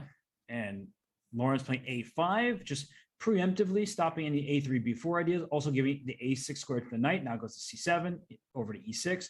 And this is one of those common plans where you sometimes see black on knight D7, knight F8, and so on, but the knight couldn't go to D7 initially with the bishop on D6 where it was. So F4, as you're pointing out. HNP. What does that stand for? HNP? Mm-hmm. Harry.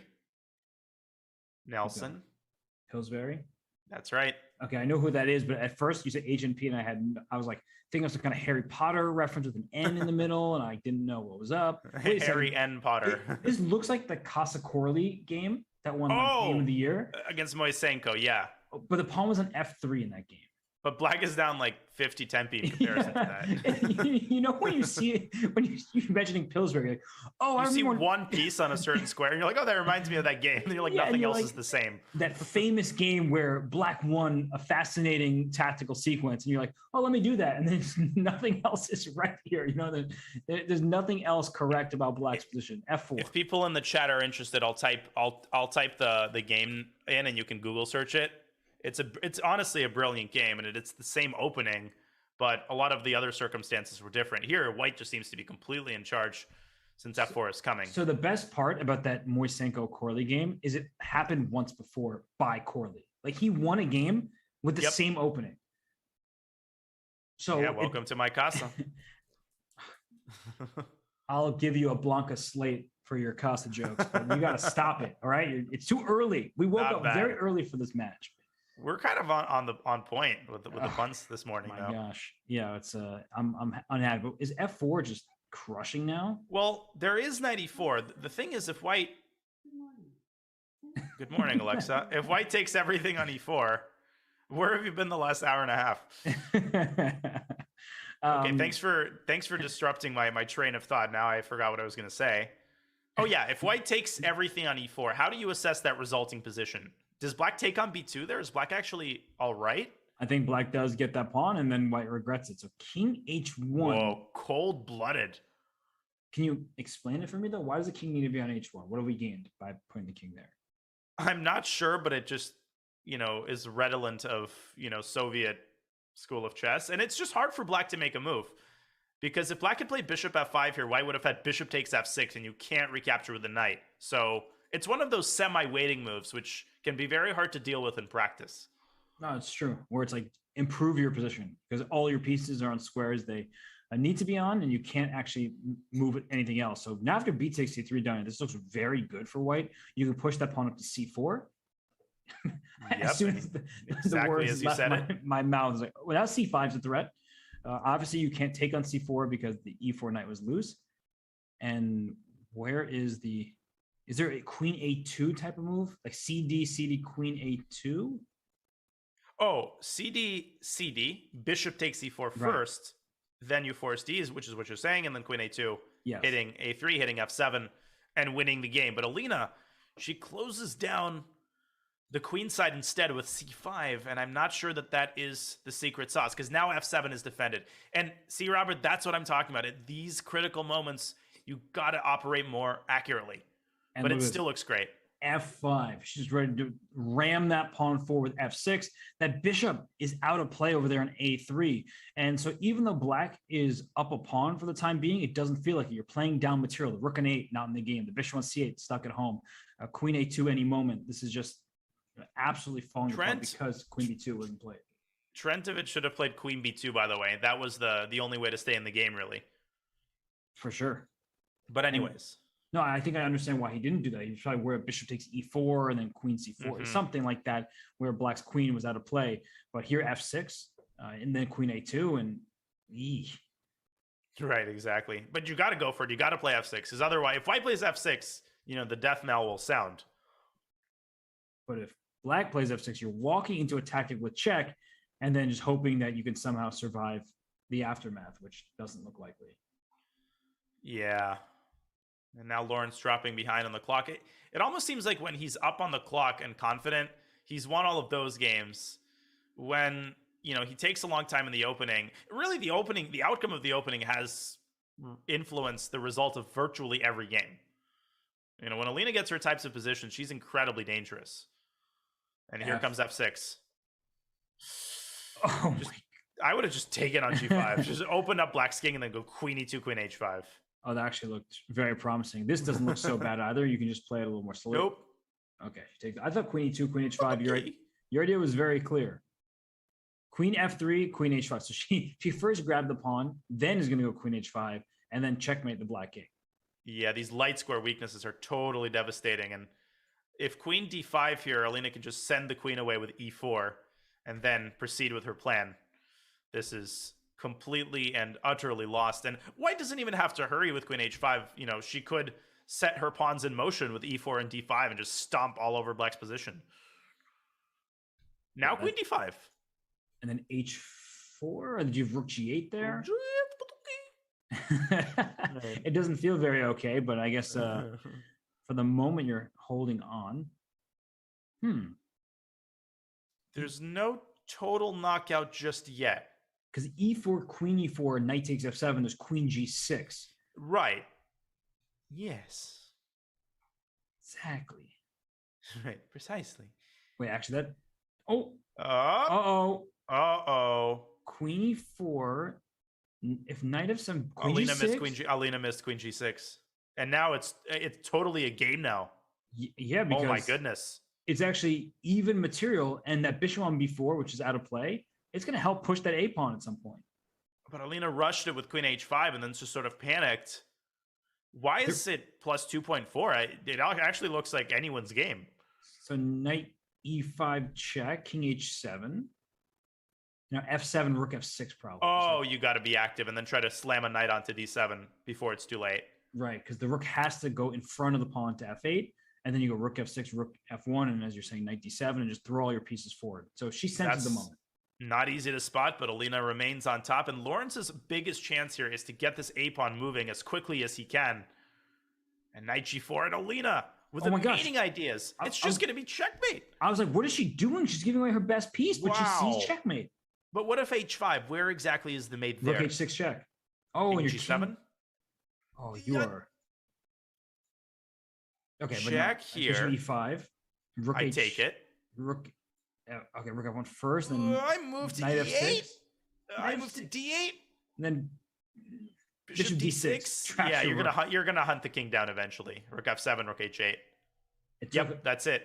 Took every ounce of energy just to even get those moves out. Jesus. And Lawrence has to go h5. That is his only chance. You cannot allow bishop e5 because that takes away the g7 square after rook takes h6. And his clock running out of time here. h5 is hard to play for multiple reasons. I like just rook h6, rook takes h5, you'd be down a pawn, but the a pawn is your only hope. So he goes to rook g7. I like the try. Knight f6 check takes d5 is there. Rook f1 as you're pointing out, just so you can line up knight f6 and discoveries. Okay, but if Lawrence can deal with the immediate problems on the king side, I want to play rook h8 check just because it looks cool. Right, I was thinking the same thing actually. Actually, it just wins. So it's does it? Yes. There's rook h8. Oh, knight f6, knight d5. I see. You just trade everything in a forcing sequence. That's beautiful. We'll see if she plays it. Oh, rook h8 takes rook takes f8. There is bishop g8 technically, but and then knight f6, I guess. Oh my gosh, yeah, like knight h6. Totally paralyzed. Yeah, you're done. Oh, love it. She played it. Wow. She played it. Knight f6, take d5. Oh. Whoa, and this is still completely winning, but it's now... You're losing your pawns. So just really, really fast. Instead of bishop takes g7, she could have first taken the bishop, opened up the attack on the rook, and that would have been much easier. Now, Lawrence is activated as king. And that a-pawn could still be dangerous. That's the problem for her. She's got to create a passer on the king side and shove that pawn up the board as quickly as she can. This does not look like a +6 position. Maybe rook g7 here, but bishop takes d4 looks annoying. Because rook g7, the point is if you put a4, the rook goes right back to a7 to win the pawn. So you're kind of goading your opponent into playing. And now, and Alina's in her own head right now because, because of the last game and, now you've already messed it up, and now she's on the path to messing it up again. Oh my gosh. And it's a draw. King b7 and Lawrence. Goes king b5, which is also good. Because now the pawn is ready to move the pawn. He's ushering it right up the board. And it looks like a dead draw. This is the power of bishops, as you were just highlighting. The bishop covers h8, and it will gladly sacrifice itself for the pawn if that means that you get to eliminate black's last pawn. So king g4 here. Okay, so maybe king g4, you want to give up the rook for the pawn and try to... Yes, I'm not going to d3. This is... Don't go a2. Bishop b5, I thought. But okay, this is good too. And watch out, because if you go king e4, king f5, there's a2, bishop a3. There's like shutting your rook off from the pawn. And you actually lose. So bishop a3 is not actually a threat now because of rook b8 check and rook back to a8. But that's an idea that you don't want to overlook. Well, if white goes h5, then you kind of have to go bishop a3 and force the repetition. Right. You don't want to go bishop c3 because if rook takes a2, it's never too late to blunder. No, that would be... How did Lawrence save this position? It's because she didn't play knight f6 check. Bishop f8. It's a draw. And Alina offers one. And Lawrence takes it. And that was the last game of the 5+1. And an infuriating end to the 5+1 segment for Alina. Started 2-0. Now is down 4-3. And that knight f6, I mean, that it's just one of those things where you have to be precise and you have to put your opponent away, because the longer the game goes, you're just handing your opponent more chances. So unfortunately for Alina, she couldn't find the right path after finding a nice tactical sequence. She was winning that game, and Lawrence, he's resilient. He started with that deficit. He's fought back down here. So very impressive stuff from him. Impressive indeed, but there is plenty of time remaining in the match, and it is only a 1-point match. So do not go anywhere. We'll give the players a little breather, won't we? We certainly will. And then we will be right back for more from the IMSCC Speed Chess Championship. It's right on your phone? You don't even need to download an app. Just open any mobile browser and head to chess.com/events. You can see what's happening right now, check out top games, see results, and so much more. Try it for yourself at chess.com/events.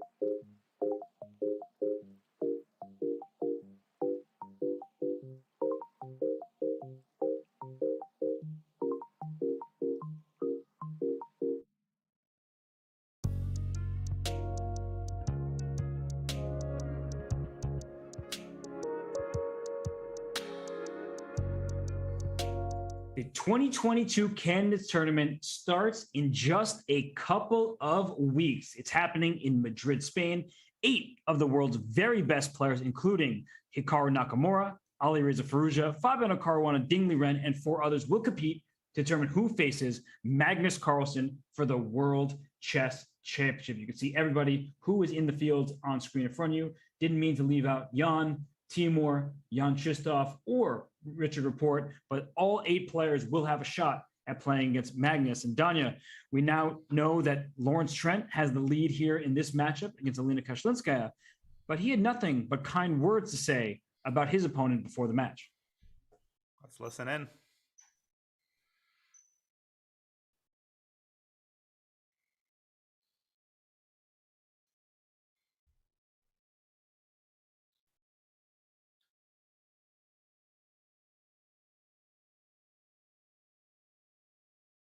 Okay, I'm just coming.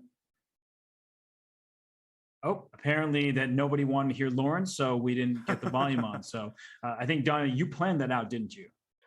No, totally. I sabotaged that from the very beginning. Yeah, no, that's Lawrence getting muted because right now he's letting his play do the talking. Not an everyday occurrence, but in the I Am Not GM Speeches Championship, that's exactly what he's done. Yeah, I mean, first 2 games looked pretty bad. He wasn't confident. He was stumbling back and forth. Openings weren't great. And then he flipped a switch. And the last couple of games have been incredible. Comebacks and great opening preparation. And Alina has to, turn the page. And I think that the change of time control is probably good for her and the break. Yeah, the break couldn't have come at a better time. I mean, she just threw away what was a winning advantage. She is predicted to win based on Smart Chess's numbers, but I've had a problem with those, well, ever since I first saw that Smart Chess made predictions. But I mean, seriously, when I saw those, I wasn't convinced because Lawrence has played very well. And there is something to note here that Lawrence has been ahead on the clock in most of these games, but we've seen this time and time again. Players who seem to dilly-dally a bit in the longer time controls, then they speed up and they're actually the faster player in the 3+1. Yeah, and here we go with Lawrence essaying the Jababa London in game 1 of the 3-minute segment. No complaints from me. No, I'm happy to see it. And this position, rook to b1, not exactly what you want, but look out for a timely g2 to g4. Not very easy to make work at the moment. And if I'm not mistaken, even at the highest level, we saw Anish Giri and Fabiano Caruana play a game in like this exact type of position in a classical tournament. So this is played at the highest levels in all time controls. So Lawrence, he's not just doing something just for the sake of doing it. No, he really believes in his stuff. Yeah, you're absolutely right. I think a lot of people think of this as a gimmicky opening, but in fact, it's not. And, Hans Niemann has been playing this a lot as well. It's not all that easy to prove equality for Black in some of these sub variations. But Lawrence, I thought he would play on the king side. Maybe he still will with f3, g4. But it appears that he's trained his attention right now on the queen side and he castles king side. Wow.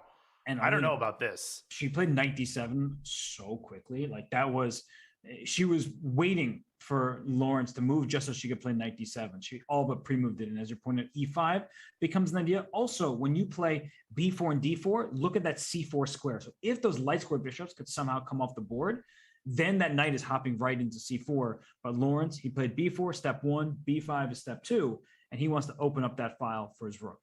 Yeah, this doesn't look all that glamorous, but e5 could be met with a cold-blooded g3, and White's king is quite safe despite the pawn on h4, but Lawrence, he captures on e5 and follows up with queen d4. Very interesting play here in the early going. Just don't go e4.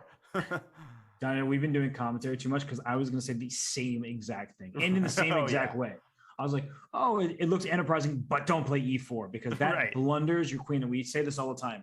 When they're pieces in a diagonal with each other or on the same file or rank, look what happens when the piece in the middle goes out the way. Knight f3 would be check. So that's why you could get away with it. So for now, the stare down, it's too difficult to even point out. But the stare down is real. And White, that's Lawrence, is keeping the tension here. Rook can land up b7 if you're not careful. So I kind of like Lawrence's position. Yeah, and I would consider going rook b7, and he goes rook b7 immediately, maybe striking with c4. White's rooks are just better positioned to exploit the queenside weaknesses than Black's rooks. I mean, Black's rooks are totally dormant right now, and Alina's going to have to try to activate them. Eval bar is showing zeros, but I would prefer white any day. Can she get away with rook f to b8? And she answers the question before We're you about can to answer find it. out. Because the c2 pawn is loose, right? So rook c to b1 will drop this pawn on c2. And as you're pointing out, moving the rook away from the b file is not actually going to help white whatsoever. That's a critical nuance. Otherwise, rook c7 would have been incredibly good. If the pawn had only been on a3, that would have changed everything. And Lawrence is forced to trade on b8. Alina taking her time. She's thinking about trading queens first, and she does. Great decision. Because look at this position. There's only one open file. And you were just talking about rook b4. The knight goes back to c3. Then maybe I can just gobble up the pawn on c4 and keep my extra pawn. And now what about knight c5 and d4? I guess, and there's rook b1 or even at the rook end. b2? But knight c5, dc.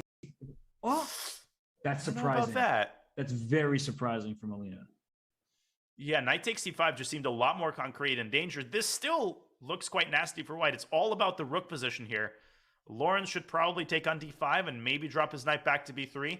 He can't really afford to lose d4. He might play a3 just to kick that rook off of the fourth rank there, right? a3, it doesn't look like a very enticing move, and the rook can go to b2 with tempo, but then you just slide your bishop back to f1, and you're just kind of like waiting to see what happens. You're going to be worse no matter what, but you'd much rather like give up some activity than lose d4 and then potentially h4.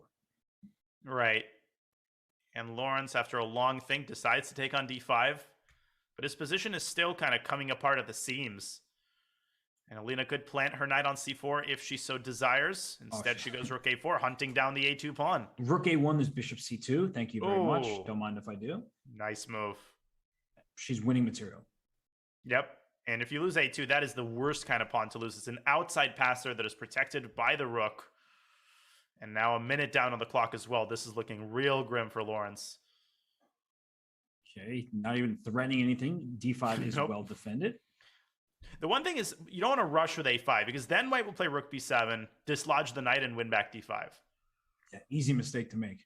How about So bishop it's not e4? a trivial win. Bishop e4, I take it. If I Maybe knight go knight c5. c5.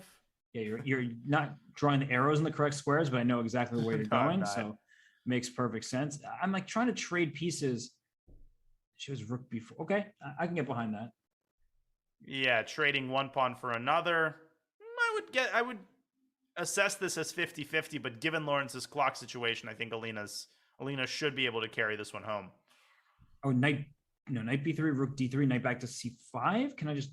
Oh, and the rook can't really leave the d5 pawn. Okay, that was way too slow. No, this is really bad now because now white's king is actually unsafe. I mean, it's an endgame. What do you mean king unsafe? There's plenty of checkmating nets involving that king. Yeah, plenty of checkmates have been delivered with far less material, and now it's going down the toilet for Lawrence. Even without the d pawn, this would have been very dangerous. Yeah, like moves like D3, d3, even move like knight d3 check is kind of interesting. But no, this is obviously very straightforward. And bishop d1, only chance. d2, yeah, d2 wins. Then I resign. I accept. Lawrence might even resign now. You don't even need to give me 2 weeks notice, Danya. I'm accepting on the spot. Good one. No, thanks for your sarcastic golf clap. Yeah, no, I don't like golf, so I don't appreciate it. I don't either. That's game. That's a free piece. Yeah, rook d5, and the rest is easy mop-up duty. And I have to say, Alina was very impressive in this game because just when we were talking earlier about how the B file was Lawrence's for the taking, she said, I'm going to actually fight for that B file. And once he ceded control of it, it was just over. Like, she didn't give him a single chance. No, that was a very high-level positional game. And okay, Lawrence is not resigning, but Rook, I thought she was going to play rook d1 just check. go bishop f5. Get rid of this pest on e4. Nope, it's going to d6. Lawrence is so tricky. Knight d6. Hmm? Knight d8, I guess, is always available if you need to defend the pawn. Yeah, you don't want to give away f7. You know, the moment when you start giving away pawns, that's when things start getting a little shaky. And Alina, great. Ooh, and Lawrence took on f5. I don't know about that. Knight e6. Yeah, no, that knight takes f5, not good bullet move because now it's easy for black to play. You can pre-move. And there's never any stalemate tricks here because you've got that nasty G pawn that can always move up to G4. So black doesn't have to worry about anything. Just don't. If you're Alina, don't blunder your rook by accident. Yeah, I am curious to see how these two play bullet. So I'm not unhappy that this knight f3 and rook h2. Yep. Ooh. Knight f3. Knight f3 now. Knight f3. Knight f3.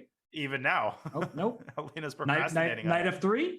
Knight f3. There it is. 5th time's the charm. Wait, G4. And take it. The problem is now you're going to have another pawn that can move. Knight E1. Yeah, just take everything. You can see what Lawrence is going for. He wants, rook h6. No, that wasn't stalemate. Sorry. Yeah, the king could run away. But I see what you're saying there. Like if the rook went to h2 like this, throw away your rook. Rook a2. That was the best chance. And then if black had captured that rook, it would have been stalemate. Nice. Alina's just not, she's not converting this very confidently. She's taking way too long. And now there's stalemate. There was stalemate. Oh my god. Oh my god. He did everything to set that up and then missed the doozy. Yeah. Wow. Oh my god. He had a renegade rook. Oh my god. Alina's technique here was atrocious. Oh, now she's going to lose all of her pawns. What is she doing? No. What did she do? Take the pawn. Oh my god. She's taking g4. Oh my god. Rook g2, king h3, counterattack the rook. Oh my gosh. Oh my goodness. That was nuts. Okay, so Lawrence really didn't want to draw that game, did he? So you know how I said I wanted to see how they would fare in bullet? Now I don't want the bullet section to begin because I'm worried about both of them. I think Lawrence just didn't mentally believe. Wait, why is he white again? Yeah, wait, why is he white again? We're gonna have to. And why are they repeating the same opening as if nothing's wrong? No, they're gonna stop this game, and the time control's wrong. Yeah, there's nothing that's right about the way this game started. Yeah, so it's I don't know what happened there. Oh my god! As I was saying, I don't think Lawrence was truly mentally believing that he could actually draw that position. He had 2 chances there. How crazy is that? He had a stalemate and then he won all of the pawns. Yeah, no, that was wild. And for Alina, probably doesn't play too much bullet in her spare time. She's busy crossing 2,500 feet in classical chess, working to get her Grandmaster title, which, she has the strength for it for sure. But wow, that was not a confidence builder for the rest of this match. Not at all. And Lawrence this is as good as it gets from 1b6. Yeah. Lawrence is mixing it up. He's playing all these different openings, and he's actually, I think, had the better preparation between the two. Oh, for sure. Yeah, sure. And a wealth of different openings by Lawrence, and he seems to know all of them to a sufficient degree for blitz. A5, bishop a6 is a classic idea in these types of positions. Yeah, that just looks like a strong plan. And he first castle. Black's better, just flat out better. Yeah, you have the bishop pair. And knight d2. So she's trying to trade on e4, but even if you trade there, after d takes e4, the bishop slides into d5, and black is not unhappy to double his own pawns. But Lawrence should try to take the initiative here. Queen a4, a5, bishop a6. You don't want to procrastinate too much, because eventually white will consolidate. And okay, a5 is pretty reasonable here. Bishop a6 is coming. Mm-hmm. Most probably. But the one thing, though, we see bishop a6. Well, watch out for knight h5, bishop h6.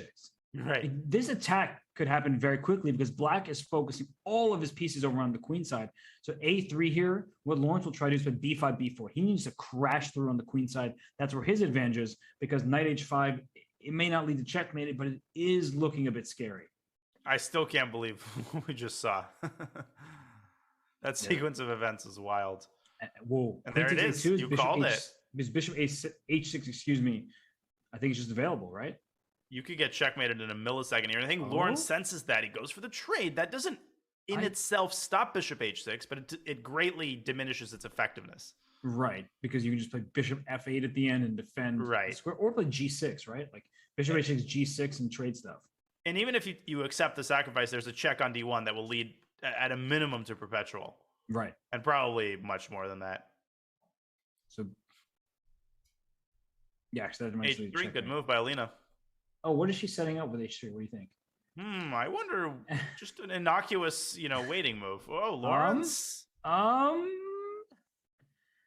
She She sets it up Yeah. A little bit further. there's She gets her king to h2, and here it comes. So queen b1 was the idea. Queen b1 check to go back to g6 if you play bishop h6. Now if you play queen b1, white shifts gears and plays queen c3, queen c7. Okay, so bishop. Queen c1, queen c4. Right, that's actually huge. Tricky stuff by Lawrence, and now he gets his queen to b1. Queen He's h4? defending this well, but now the queen is coming in. This looks worrisome. How is it still equal? That's what I was wondering. Isn't black just busted? I'm guessing there's some kind of draw available. And is knight takes g7 the move here? Knight takes Why g7. not just... Oh, bishop g7, queen d8, and bishop h6. Beautiful. Is that? I think it just. Oh, that wasn't the move. Why not? Because of queen g6 counterattacking the knight, and then queen c2, and somehow black stays alive. That's such a hard move to play, though. So easy to miss queen back to c2. And he finds it. Yeah, knight f4, queen c2. That's massive. And there he goes. Is it like knight h5, queen g6 back? Is that like a draw? I have a question. What about knight g6, knight h5, queen g6, bishop g5, trying to go to e7? Just asking too many questions. What is Lawrence thinking about? He's not seriously contemplating playing for a win, right? Like with queen c6 or something? Yeah, but then knight takes g7 for sure. Or knight f6 and bishop h6, right? All the. Oh yeah, much better. That's just checkmate. Yeah, Lawrence, and maybe he sees the repetition. He's just checking, verifying. Is there something better? Wow. Okay, so knight f6 takes bishop h6. Oh, queen c8. Oh my gosh! Wow, what a devilish trap by Lawrence. He doesn't see it. No. He's not. It's not his move. I was like, oh my gosh, he did this and didn't see it. Now she's realizing what just happened, and he is going to just go up a piece. And the hunter becomes the hunted, and now bishop f1 is basically checkmate. Yeah, unbelievable. Game over. And Alina has just left so many points on the table in the last couple of games. She played that very well after getting a tough opening. She had like these resources along the c file on the king side, but she didn't find the knockout blow. And we said this very early on when she missed knight d7 check in game one, right? Just end the game. If you don't end the game on the spot when you have your opportunities, these are very strong players. Lawrence Trent is not going to give you 5 chances for the most part. So you need to find that victory, and Lawrence would have found knight takes g7. Yeah. Yeah, I mean, he's defending extremely well, very resiliently. He's not giving more than one chance. And when your opponent's in good form, you know, as you're saying, you need to capitalize on the initial opportunity because you don't know how many more chances you're going to get. Right. And why is Lawrence taking lessons from David Paravian? What's happening? Right. I think I've seen enough of this opening to last me a lifetime.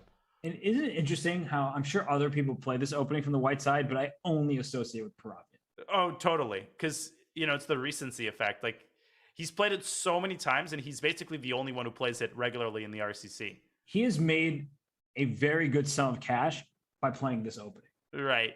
This is exactly how he continues to. I think he's made about half of the knockouts in the RCC, maybe a third is more likely, but still, he's made plenty of knockouts. And he plays this opening. It's his beloved weapon, the white side of the Scotch, where if you look at the position, right, black has an extra pawn island. Pawn islands are pawns in adjacent files. White has 2 pawn islands, A through C, F through H. Black has his isolated A pawn, in addition to the C and D pawns, and then the kingside pawns. So that means that maybe there are some targets that you can try to exploit, and pawn's best friend is another pawn.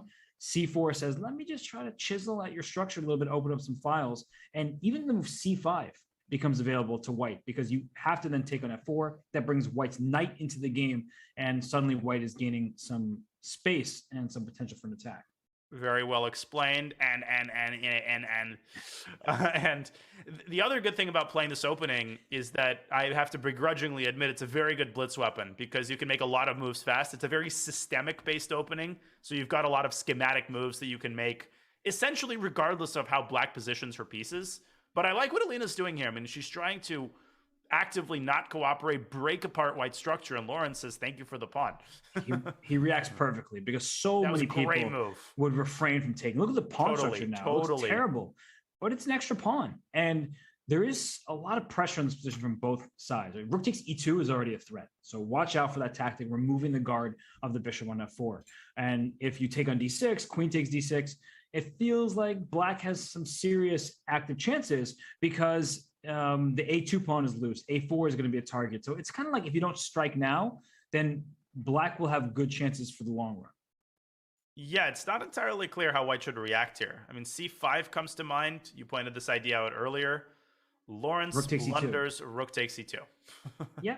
That is not the answer. And Alina better find this move. It's She a better very find it. basic tactic for somebody. Oh. See, it's not the first time. It probably won't be the last time. There's just something off with her tactically speaking today. But I pointed this out right before the match. Like she missed quite a few of these in her first match against Carissa. She wasn't punished for it, but you can't win a tournament like this if you're missing, flat out elementary tactics. You just can't. The opposition's too strong. Okay, so now she can keep the queens on the board if she wants, but that knight's coming to d4, and all of a sudden white's pieces are all aiming towards the black king side, so that doesn't look that comfortable. But trading queens doesn't look bad. Those A pawns are probably not going to survive all that much longer. Yeah, but Alina decides to keep the queens on the board, and what worries me here is the safety of black's king. Right. White can play bishop f5, knocking out the light squared bishop. If a knight lands on f5, you're basically busted. And now here comes rook c1, winning back the c-pawn, I think. Is that the way to go here? Queen b4. And that means you can't take on c6 the knight because you lose your because queen. Of the pin. And you can't take on c6 the rook because you lose your rook on e1 or your bishop on b1. But you could play a3 to distract the queen. Brilliant move. Like that move. So rook c1, queen b4, knight takes e6 is an idea because it protects your queen. But the queen on b4 is defended, so it's not as good. But if that queen goes to a4, as we're trying to kick it to, then after knight e6, we win a full piece. Right, because the queen is unprotected. Well, that's a good point. And Lawrence plays rook c1, but the real test is whether he will find a3 after queen b4. Alina has to try it. I mean, that is the most testing move. As she drops to 40 seconds, you can just sense the confidence starting to dissipate. She's got to play these moves really, really fast. Queen b4 should be played in 2-3 seconds. Well, it's being played in maybe 12 seconds because then there's right. queen b4, and a3 is a huge move. Not that necessarily easy to spot because you're looking at c6, you're looking at e6.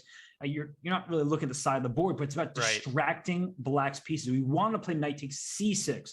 We can't do that. Our queen is on f4. So a3 says, take my pawn, I'll take yours. And that would leave white with a better position, not a winning position, because then material will be even. And instead, Lawrence plays a very natural move, queen e5. He still wants to attack Danya, but that's a step in the wrong direction. It's a very reasonable move, though, and Alina should probably drop her bishop back to d7. I'm not sure what else exists. She goes queen d2, threatening the pawn on f2. But Lawrence can play the cold-blooded rook c2, forcing the trade of rooks. No, you can't even take. Oh! Wait, but you can because e1 is also... Oh, it's background check. What am I talking about? Check.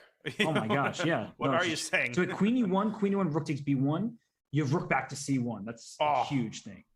And Alina down to 8 seconds. Her position's coming apart at the seams here. I don't see her pulling this one out. Just take the rook on e1. You have to. You don't have a choice. 1 second. Make a move. Do something. And she's going to flag. She can't find a move. And she's in disbelief. She just didn't look at her clock at all. I mean, she's just flustered, and missing rook takes c2, Robert. I mean, it always comes back to these basic tactics. And Lawrence playing b6.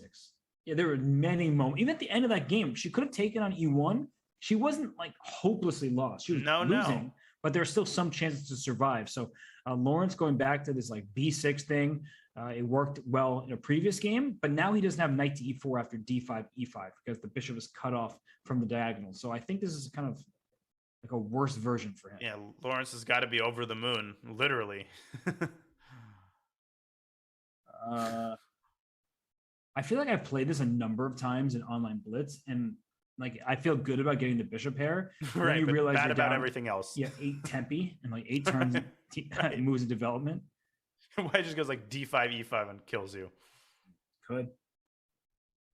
Although, if you go d5 too early, black will get the c5 square for his dark squared bishop. Right.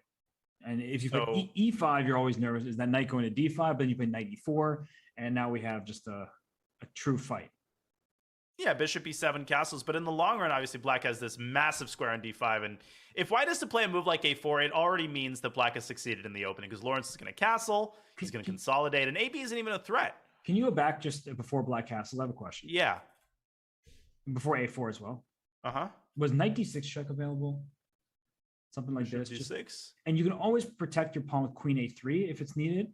And it just feels like black, is giving up a ton of. You don't have to go there immediately, but the point is, Right, like, I understand. you're going to keep that pawn. You can put a rook on the c file exactly as you're showing, highlighting everything. It just feels like white can just operate around in this position in a way that's hard to deal with. Yeah, now, I mean, Alina does play knight d6. Lawrence does. I was going to say he's not obliged to take. He does take it, but now the queen side is a lot more dried up. And in comparison to that other position, e5 is protected. Black's got more tempi, and queen e8, queen h5 could kick off some very nasty kingside play. Yeah, terrible bishop on d2, great bishop on c6. So queen e8 is an excellent move. I think that's step one. You could even play g5 at some point for black. It looks ridiculous, but there are times you say, look at my pawn structure. My king is safe. You don't have any pieces attacking me. So queen e8 is step one, and we'll see how to continue from here. But I wouldn't be surprised if g5 at some moment. But knight f5 There now. it is. Oh, worming her way. But knight f5, queen g6. Then knight e7. Oh, and you can support the pawn with bishop e4. And Alina just too passive there. She goes back. That's way too cooperative because the knight, as you like pointing out, is totally restricted by the pawn that's 3 squares away from it. Yeah, no, it's terrible. The bishop's terrible. Bishop b5, maybe try to scoop up the a6 pawn. The knight on d5 also covers c7, which means that if the bishop were to move, you don't have rook c7. So yeah, this is just very unpleasant for Alina. Lauren's doing some scooping up here.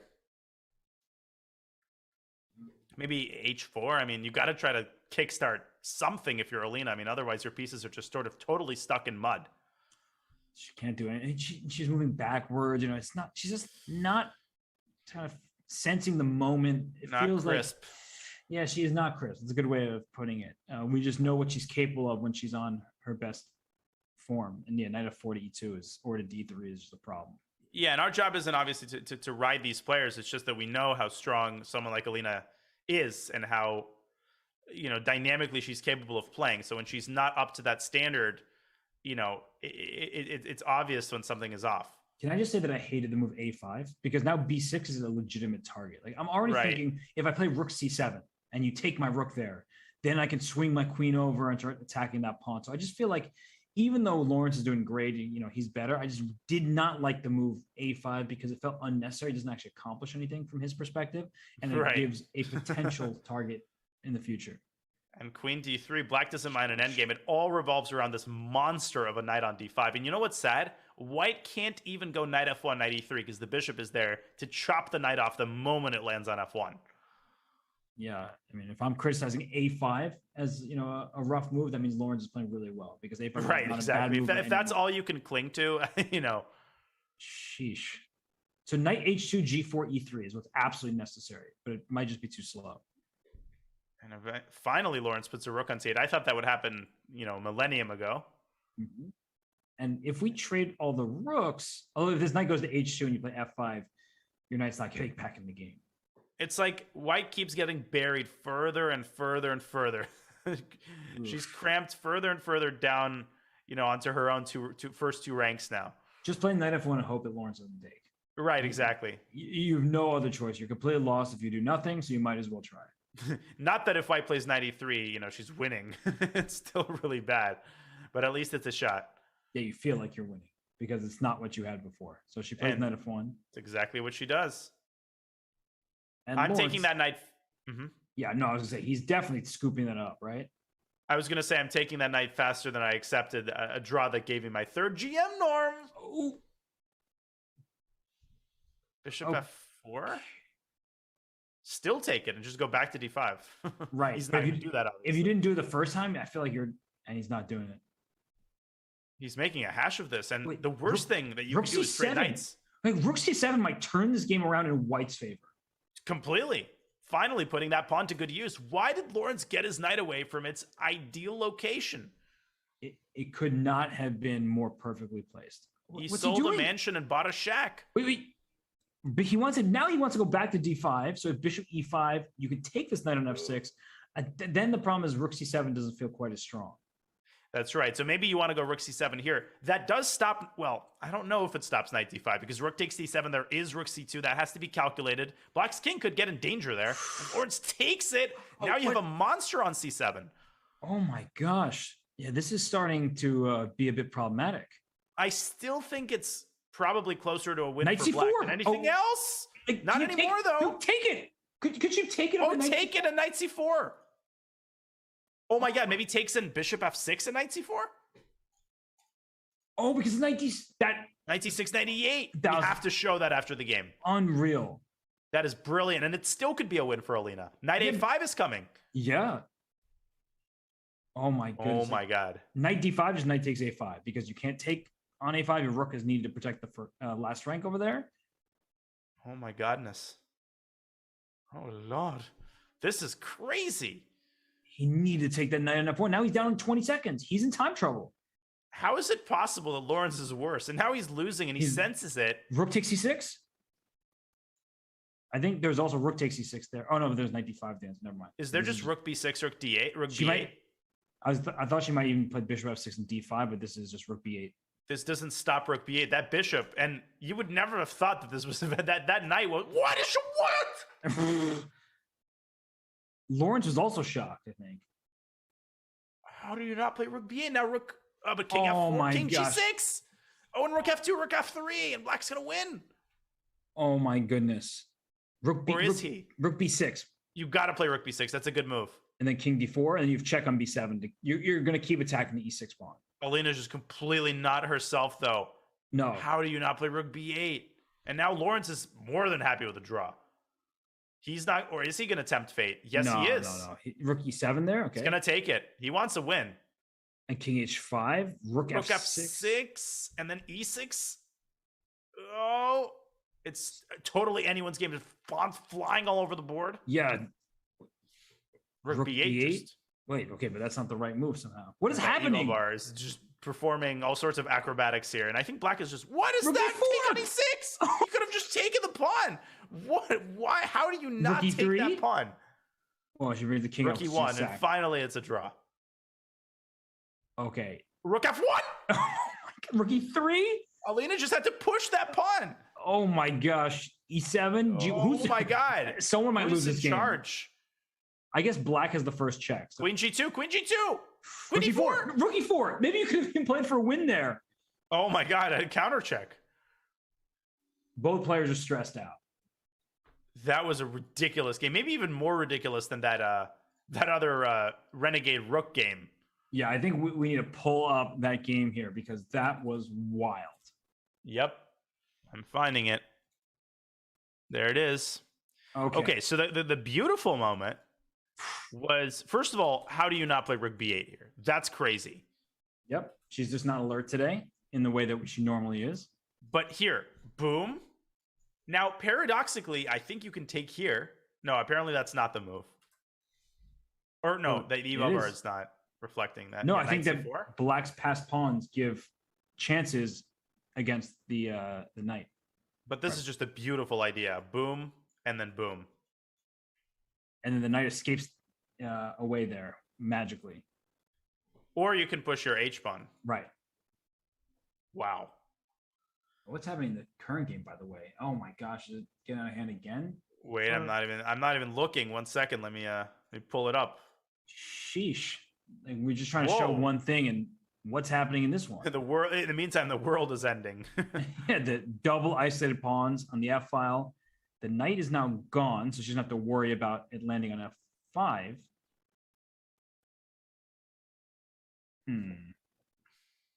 I'm confused. What did we by just this. see? I don't know. You're asking too many good questions. Right, Queen F3. I'm surprised at that too, but I guess what Lawrence is saying is, okay, I'm going to give you the center, but I'm going to attack it with my queen. Bishop takes c6 is, of course, the straightforward threat, and I mean, I wouldn't even. This is like Voldemort. You don't want to name this move.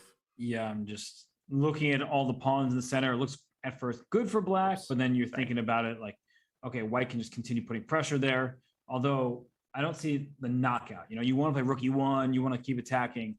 You know, after f6, you might want to play f4, things like that. But I don't think that there's a way to necessarily crash through.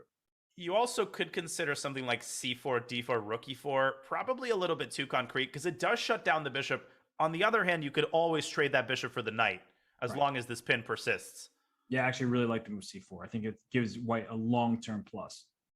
And I would even consider playing it now. I would especially consider playing it now, trying to get the light squares.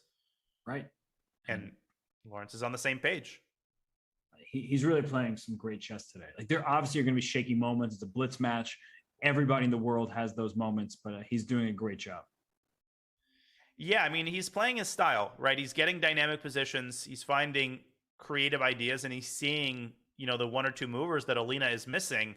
The good news for her is that this match is wide open. It's a 2-point match, for goodness sake. And that's with all of the blunders that Alina has made and all of the chances that she has let slip.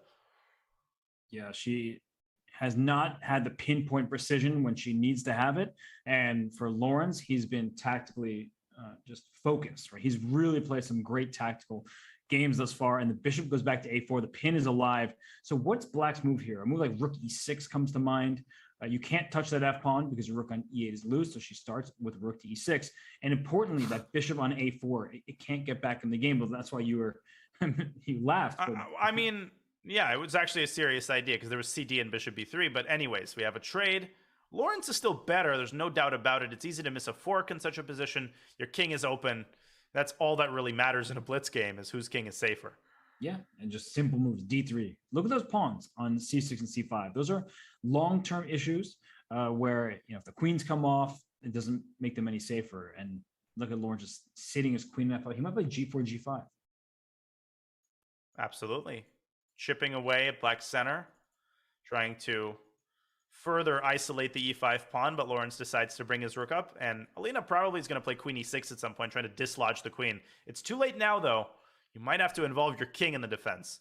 And if your king g7, g4 looks appealing, but there's h6, and maybe that's okay for Black. It just looks a little shaky, and there's no way to immediately just break through. For some reason, I feel like this game is going to be decided by a fork. I don't know why. Just a blunder. She's 35 seconds left, so that's not good for her. And there's g4, and Lawrence just confident. I mean, he's got 1 minute and 55 seconds, and that kind of spells doom for Black. So queen e6, queen h5 problem. Wow, she takes that. And allowing the d file to open up. I would take on. Would you play dc? Yeah, and e4, is that her idea? Ugh. But then E4? just rook e3, and you're just creating more targets for white to attack. Yeah, but you're also kind of like, in a way, restricting white because now, as your point, rook e5 comes, and Black at least has some play of her own. There is rook takes h6. I'm not sure it's that effective, though. No, I just take it, right? Well, queen h5, queen takes e8. And then queen d1 takes... Yeah, king g4. h2. Yeah, I take g4. Yeah, you're fine, because you've always got perpetual ideas there with queen h5. That's the hope, at least. But you might take the c5 pawn, in which case I regret everything. But it's not worth it. I mean, white just wants to preserve the tension here. Rook e5, the queen can always drop back to f4. I think d takes how does e4 white improve? Was a great lesson for myself included. Like, I look at the pawns. It looks terrible for Black, but you go rook e5. Okay, rook e7. She played. I don't know why she didn't go up to e5. Rook h3 now. Is there or f3? Oh, rook h3 is queen e5. Oh, but just take on e5. Yeah, terrible endgame. And rook h5. I think the pawn endgame would have just been totally lost for Black due to all the structural deficiency. This is still terrible. King comes to f4. It's over. Yeah, so she went rook e7 when rook e5 was absolutely necessary. Oh. And one last chance for Alina. She's getting to d2. Really good play by her there. She goaded that king up to f4. Oh, and if rook e2, there's rook d4. Yeah, basically, you're not defending the pawn. You're just trying to get white's rook to be the one to capture it so that you can get to d2. Mm-hmm. That was really nicely spotted because it would have been dead lost Indeed. if she just lost e4 without getting a rook active. All rook endgames are drawn. You know the rule. It's true. We didn't make the rules. We just abide by them. Lawrence is going to be furious if he doesn't win this game. Oh, don't pre-move? Oh my God, that was a terrible pre-move. Was that a pre-move? Yeah, I mean, she was just expecting. What was she expecting? King take e4 or king rook e2. Sorry, yeah, she was expecting rook e2 so much that she couldn't resist. That happens sometimes. It's not a pure pre-move. It's just you like accidentally release the piece even if your opponent's move was different. Oh my goodness. She did everything. After such a defensive effort. She did everything she needed. She pushed her pawn. She took on c4. I mean, she did so many interesting things. And then rook d4 was a howler. Oh my gosh. And Alina, the match it's not, way too early to talk about the match slipping away from her. It's only a 3-point match. But if Lawrence wins another one, you start getting to that 4 or 5-point territory. You don't have all that much time in bullet. I do think she's handled this a lot better than in previous games. Oh, yeah. A3 Because was important. A3 is very important to stop this knight b4 stuff. Now, if knight takes g3, h takes g3, you can see that white's pieces are aiming in the correct direction. Now you can win a pawn. But what Lawrence's plan is giving up the pawn on e4. We trade all these pieces. A rook lands on e4 for white. The queen goes to d5. Rook c8. Knight to c4 b3. We see the activity kind of plays for itself. And so Alina bravely goes knight to h5 and says, leave your knight on e4. It's not bothering me that much. Yeah, I can get behind that decision. It's not so easy to prove anything on the king side, though. You want to induce g6. Even if black plays g6, it's not the end of the world. Right. And Alina gradually builds up the pressure, developing her bishop. Doesn't look like plus 0.9. It's unclear. Yeah, what's white's next move? Exactly. There's the answer. Oh, knight h2, queen g4. So she just wants to get her queen involved, and she needed the pawn to go to h3 to make it happen. Okay. This is such a weird position. Well, yeah, it is. Black's knights look very fancy, but they're not really exerting all that much pressure. And it also looks like Black's have to hang a piece because of the hitting c4 and e4. Like I take one of them, and the pawn has to move, and you lose the other. But it's not actually a threat. Instead, knight h2, queen g4, and knight g4 is about to happen. You could flick in. Okay, not anymore. I was going to say rook ac1. Ugh. Bishop b4, knight f6, and knight g4, maybe? Just don't play f3 because you hang d4 with check. This is a disaster for black. So, b6 on move 1 is just terrible. Wait, how about knight g4 here? And after bishop takes d4, rook a to d1, the threat of knight f6 check. In addition to Alina is on the same wavelength. Yikes. Look at all of her pieces. Okay, rook a d1. Bring all the toys to the nursery party. Here comes knight f6 check. Mm-hmm. And do you have another move here? Because if you play rook d8, there's bishop e3. Very calm. And then e5? Then knight f6. Oh my god. No, I love that line. Yeah, right? Like I force your bishop to lose access to f6, and then I fork you. Yeah, it's the worst kind of situation when both knights are staring at the same square and it just happens to be a royal fork. Oh, but Lawrence with a crafty little move, rook f8. e5, there is also knight takes e5. Oh, or just b3 maybe. And then knight takes e5. Yeah, that's the problem.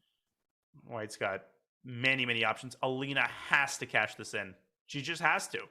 Why? And you didn't make a pun. Why? And you said cash. Cash? Yeah, I was thinking about it, but I decided to save my tears for another day. Something that's important for Alina is that the knight on h5 is defended tactically speaking. So if black made a move like queen to f5, hoping to win that knight on h5, there's that knight f6 check discovery at the end. Well, which is the EMAB are not too impressed with this. Why was that not good? Was rook? I don't know what's going on here. It's hard to get a handle on this position. I think there might have been an exchange sacrifice, like rook takes d4 instead of that, or bishop h6, some kind of idea of removing the g7 pawn. But either way, this looks amazing for Alina, so I'm not going to criticize anything. Yeah, it does, but you also have to find a follow-up, and it's very easy to blunder, like queen e3, knight f5. It's so easy to walk into something. And we've seen this kind of narrative before where Alina doesn't find the most convincing win, and then Lawrence starts to creep back into the game. What about queen d2 here, just piling up on the knight? Looks pretty good. Knight f7. Yeah, how about queen? And there's queen b2, there's queen d2. There's so many options here. And Alina's the one who's ahead in the clock. So normally she's the one who makes a mistake in her time pressure. At least she has the lead in the clock, and it's quite a substantial one. And this is exactly what happens. Queen d2, knight f7 by Lawrence. And Alina aims at the g7 square, but Lawrence has that queen on e7 that could protect it if the knight moves out of the way. Yeah, she could have played rook d7 instead of queen c3 there. I think that would have been a good try, but it's also a threat. Rook d7 is now a threat, right? Actually, there's like not an easy way to stop that move. Maybe rook c8. Wow. Ooh. Is rook d5? Like rook d5 almost works, like a give up to knight f6 check, but it's not there. No, king h8, or you can take twice on f6. Yeah, get up too much material. So rook d7, what's the response?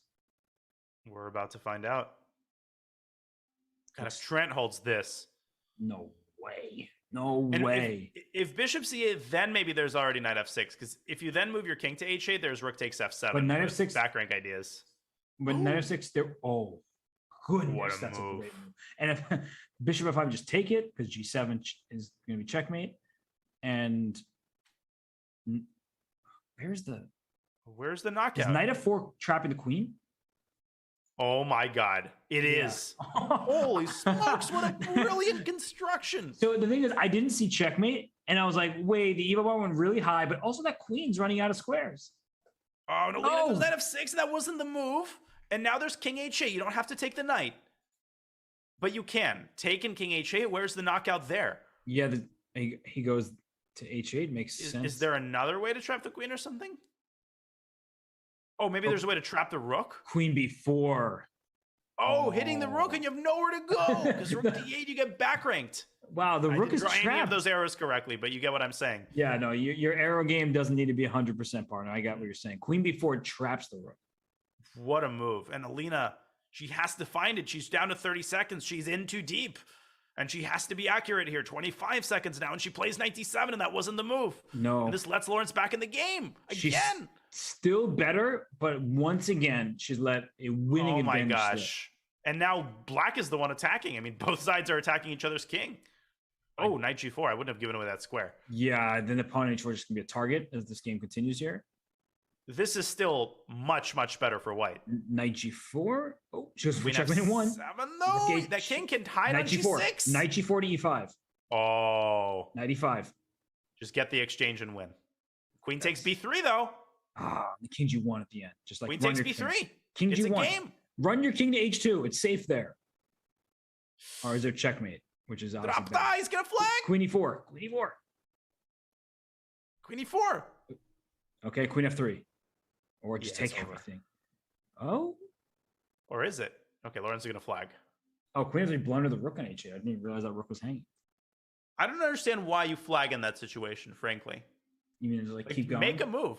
I don't have all the answers. I have many, many questions though. And we have a 2-point match. This is going to be the final game of the 3+1.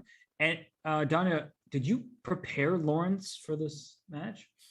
Oh, I like that you're thinking of me when you see this line. This is the Belgrade Gambit. I've been playing it extensively in Blitz and Rapid over the last couple of months. Very underrated weapon, if I may say so myself. It's considered bad, but it's not easy for black to get an edge. Black has 100 ways to equalize comfortably. And now the key is bishop d3. Okay, but Lawrence goes for the traditional line. Yeah, I was going to say, Lawrence, he played a tricky variation, and then it seemed like he spent a little bit of time. And when that happens, I'm usually thinking that the player isn't prepared 30 moves deep. I mean, I'm not to be trusted with these lines. I also play the Ponciani in the U.S. Championship, so. Danya, I still trust you. It's okay. Aw. Yeah, like You I would make do a me trust emotional. fall with you. So what's going on? Is it rook e8 now? Oh, can we just show rook e8 instead of knight e5? Because that just feels like a good move. That is a nice mate. I see what you're going for here. Yeah, double check and checkmate. So I would have gone bishop e2, but that would have been a good trap. And Lawrence throwing that pawn into d6, kind of a classic idea, right? You're not trying to necessarily recapture on d6. You're kind of burying the black bishop, and you're damaging the pawn structure in the center. White's got the control over the key d5 square. Right. So black is ahead in development, but black's structure is worse. And if you lose that pawn, then it's even material, and you still have a worse pawn structure because you have an IQP. So Alina sitting and thinking she's now down a ton of time, though. Danya, it's not done her well in this match.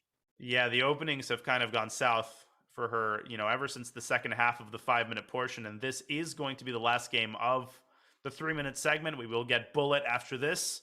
And I'm very excited for the bullet. This match is still wide open. You will not want to miss this last segment. No, you will not. I like to move rook e6 live. If you're going to have to give up the bishop pair, give up the bishop that hasn't moved, that's buried behind your own pawn. If the knight moves, now you can play d5 and your bishop comes to life. So really good decision not to take that knight on d6, give up the dark squares. Instead, she's activated her pieces, and now she can strike back. Yeah, Alina is kind of unfurling her pieces. Rook g6, and all of a sudden, black's gotten quite a bit of activity here on the king side.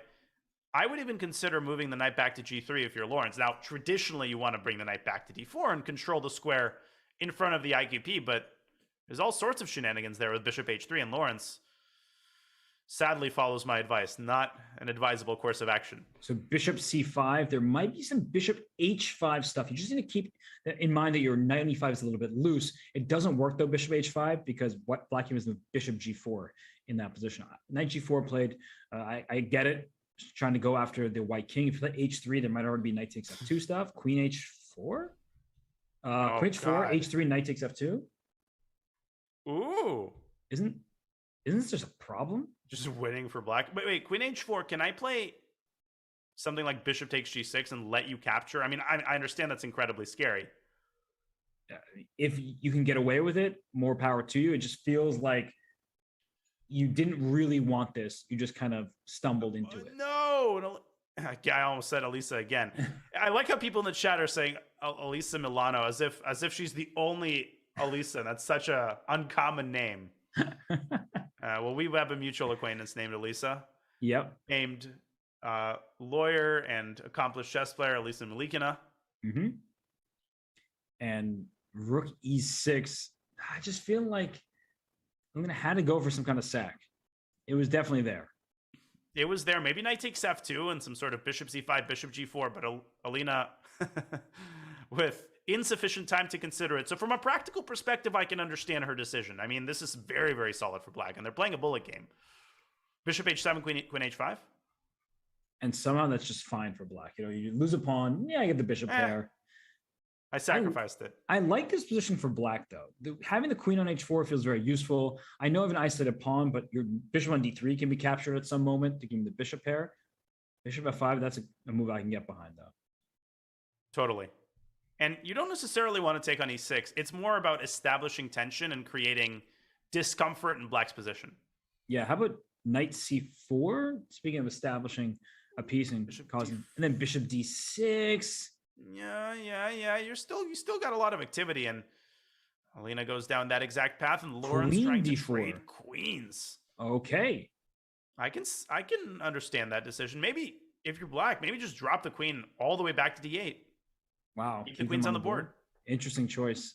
She takes, and now is there bishop e6 and knight h5? No, because black has an e6 to e5 to close the diagonal. So I like that decision by Lawrence to not help black's pawn structure. Yeah, and g6, and white is just slightly better here with a lot more time on the clock. Very important for Lawrence to finish strong here. Bishop c5. Okay, not played. So b3 was probably inadvisable due to knight a3. We have a trade of knights, and now a trade of bishops, and this is definitely holdable for black. Yeah, you just bring your king up towards the center, and d5 is an isolated pawn, but it's defended multiple times, and you can't put pressure on it. So looks like Alina's like, oh, I think d4 was a possibility. So oh my God. It's been a possibility several times, and Levon Aronian won a nice game. Who was he playing in the GCT? That is not maybe Gavrilescu. I sent you this you. game. I sent you the game. It was Gavrilescu. Yes, right. And he played d4. He sacrificed a pawn with rook c2.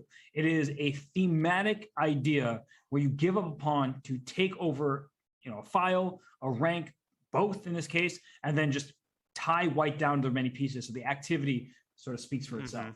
It wasn't Gavrilescu. It was Gavri Morku. Oh, gosh. I regret sending you the game. I regret commentating with you. Or telling me who was playing. Yeah, just all of the above. So white has the potential for an outside pass pawn here, but the deep pawn is easier to push. On g5, I really like that choice. Here comes h5, maybe g4 next. You don't want to trade rooks if you're black. That's the last thing you want to do. And Alina very correctly going g4. That rook is going to get extricated. It already is. But, and now rook takes g2. Great defense here. Is black even better now? Yeah, if you take on e6, f takes e6. Black, but f4 is a huge rook move. G3, and now it's so weakening. I don't like e5, though. I think Alina should have tried to win that pawn on f4. Yeah. Now it should be a draw. She traded a little too quickly there. Rook g8. Yeah, rook a1 and... Okay, I like that. Rook g6. Rook g6. And if you're Lawrence... King d3. King d3? No, he's going to lose this. Rook b6. Rook b6. Oh, it's and huge. Rook a6 with check. That was a big move by Alina. She's winning the And now the king is cut off, and it's an easy Lucina. Yes, build that bridge. Indeed. And Laura's trying to defend from the side. That's not going to cut it. King C2 and D2. Oh, it's just me. Oh my God. I wasn't even looking in that direction. And Alina picks up her glass, is going to drink a bit of water here. And it is a 1-point match. Danya, she was down 3 points. If we go all the way back to the start of the match, she was up 2-0. Then Lawrence, he was able to leave the 5+1 with a 1-point lead. He then ballooned that lead out to 3 points. It looked like the match could get away from Alina. She wins 2 in a row, ends the 3+1 on a winning streak. So before we go to break, what do you think the players need to change as we enter the bullet? Well, for Alina, I mean, tactics are going to be more important than ever. When there's only 1 minute on the clock, you cannot afford to miss those 1 or 2 movers. If you're Lawrence, focus on the opening. Focus on getting your types of positions. He wasn't doing anything systematically wrong. He was just making mistakes in critical moments. As disappointed as he might be with only having a 1-point lead, he's in a pretty good spot right now. He certainly is. We'll see what the players do, what adjustments they make. But for now, we take a quick break here at the IMSCC Speed Chess Championship.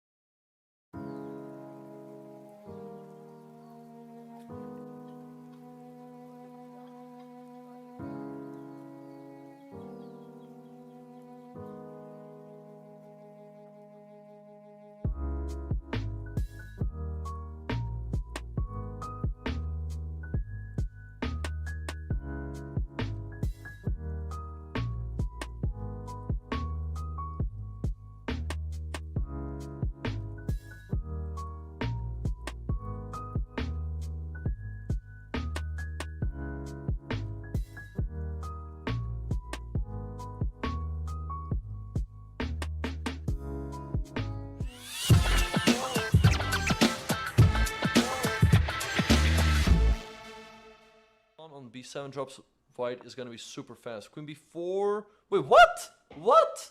What? What? That's a free queen. What? What?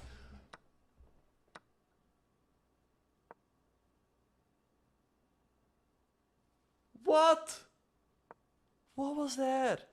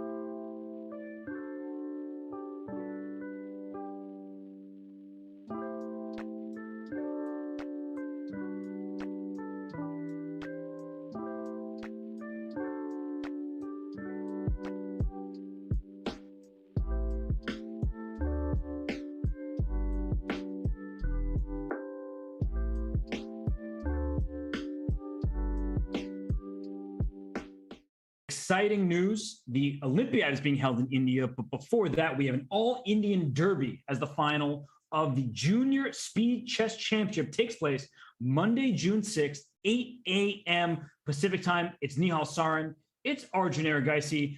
I'm commentating with Daniel Naroditsky. And Danya, that matchup, I mean, can it get any better? It cannot. I mean, 2 players who have weathered the storm. This has been just a barn burner for JSCC. We've had so many amazing matches, and what better way to cap it off than with an Arjun Nihal final? There is no better way, and there's no better way to cap this match off than with a close matchup heading into the bullet section. Smarter just predicted that Alina would have a 2-point win in both the 5+1 and the 3+1. Neither of those prognostications came true.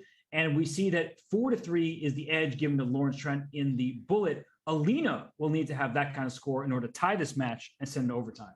And one thing I forgot to mention as we were going to the break is the concept of over adjustment. I think we've seen this in a couple of these matches where players are so worried about playing too slowly that they will end the game with 57 seconds left.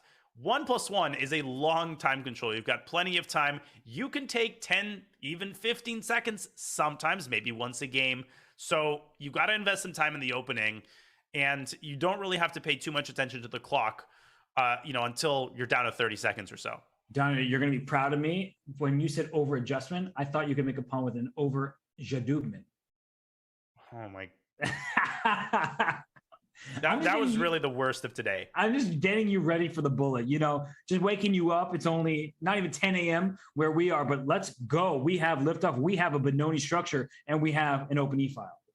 Yes, we do. And Lawrence putting that knight on E4, a symmetrical structure.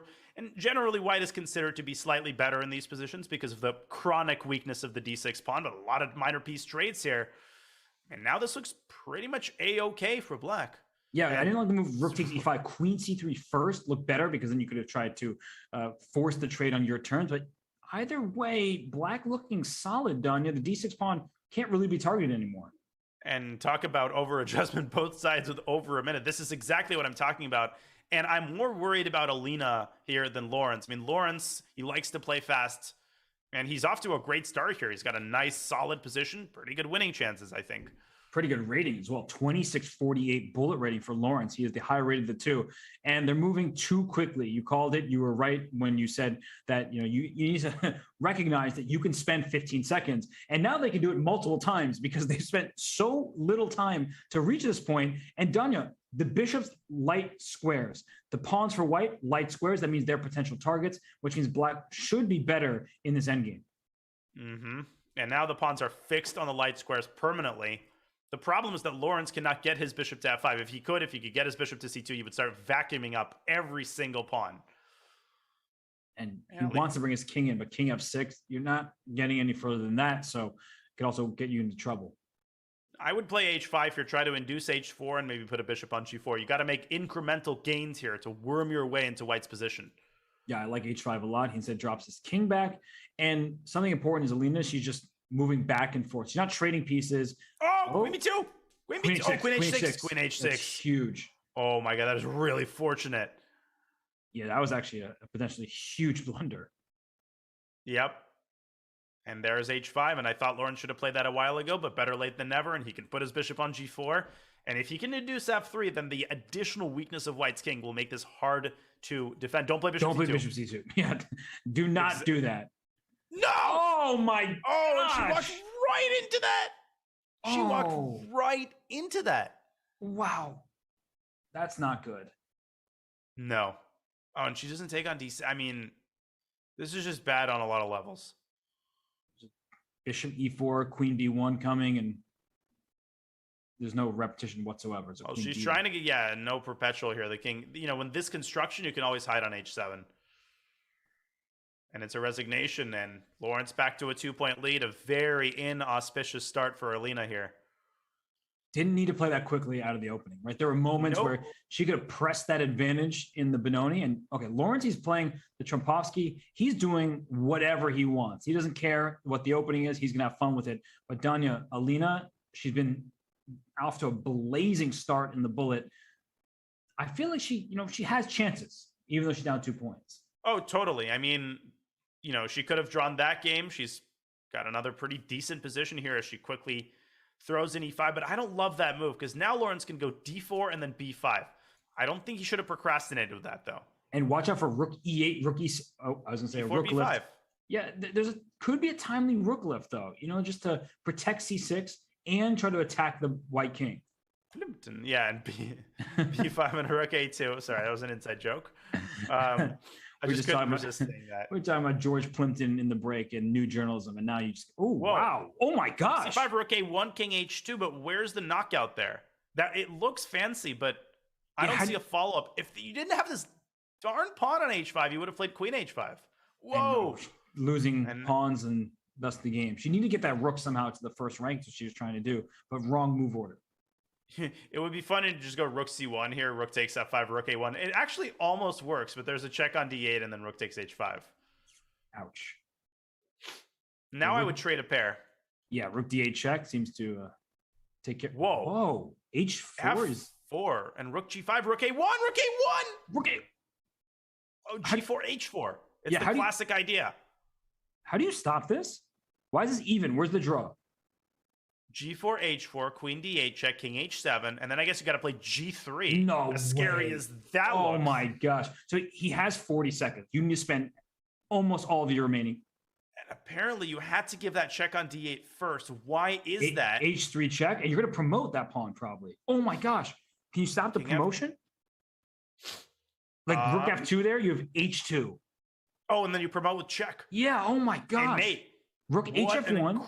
incredible sequence. H2. Here it is. This is H2. absurd. Brilliant. Simply brilliant. And I don't know how things would have changed with queen d8, king h7 thrown in. That's beyond me. But it is what it is. Alina's going to win this game. This is ridiculous. Simply incredible. And it's going to be back to a 1-point match. And Lawrence, he let that one slip. This was a potential turning point in the match. The great thing about being just playing in bullet especially is Alina never knew that it was plus whatever it became, right? She saw I have a potential attack. Lawrence was afraid of it. Neither side was like, oh, it's +5 for white completely winning. You're like, okay, my king's about to be in trouble. I'm getting material for that danger, but there's plenty of time left in this match. 19 minutes remain, Danya, and it's only a 1-point spread. And Alina's got to slow down here because they're repeating the same opening, and this time she has to try to squeeze more out of it. This time she's got the 2 bishops, so I like this more already. Bishop back to e2. And that knight on e5 can eventually get dislodged or even trapped with bishop h2 and f4. You got to be careful about that. You also have to be careful about knight e4, such as knight b5. Knight b5 and bishop d2. Oh. Same wavelength there. And Alina Good misses it. idea, wrong execution. This is still pretty bad, but now Lawrence has an escape hatch with queen b6. Yeah, and positionally, white is doing well. Knight c3 back to b5 if you want. a5. Yeah, a5 is a little too much. Threatening f4. Alina has a very good understanding of these positions. F4, F5. Can you just throw that pawn forward? Here it comes. F5. Okay. Wait, b2 could be... No, it can't really be captured. Rook Okay, d1. F5 threatened both F6. Okay, F5 net. Ugh, F5 is such a tempting move. That's a funny sound. well, now Lawrence played it. He timed this A3. perfectly. A3, B3. And now the knight is really loose. There's queen b4, and all of this counterplay is totally unnecessary. Queen a5. Or rook takes a3. Rook e3, queen takes a3, knight b5. Knight b5 now. Queen a2, there's going to be a trade, and then knight takes d6. I still like white here. Yeah, the endgame is unpleasant. The bishop pair is actually strong, and if that pawn goes to d6, that bishop on f3 is going to be an excellent piece. And g4 is available at any moment. Indeed. And Lawrence taking his time here. This is an important moment. He's in quite a bit of trouble, and he gives up b7, and that pawn is just hanging there. Bishop d4, I think he wants, but then takes in c5. Oh, no. Those pawns are just sprinting toward the finish line. And Alina within a hair of tying this match, and Lawrence is just collapsing here. Yeah, that was bad. That was really bad. d6 and bishop b5 check is the winner. Mm-hmm.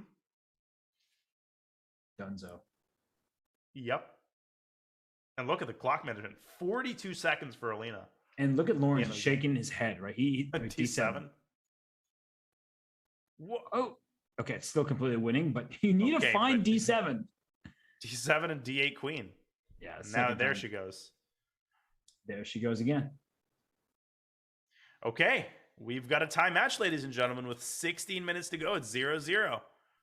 And we get another Jabala London. So we'll see this variation once more. I thought Alina handled it extremely well the first time they had this variation. She's feeling confident. Queen d8. That retreat is not one you make unless you prepare. Oh, totally. And in the previous game they had, Alina kind of went knight d7 after castling. This time she isn't against that bishop remaining on c5, on e5. I think this is probably a bit easier to play for white, but not by much. Here comes a G4 though. That's what I'm always concerned about. One side is castle, it's black, and that means there's a potential for an attack on that flank. But you're not getting it in time. Right? G5 closes the position down. G takes H5. Knight takes H5 is available. So now knight to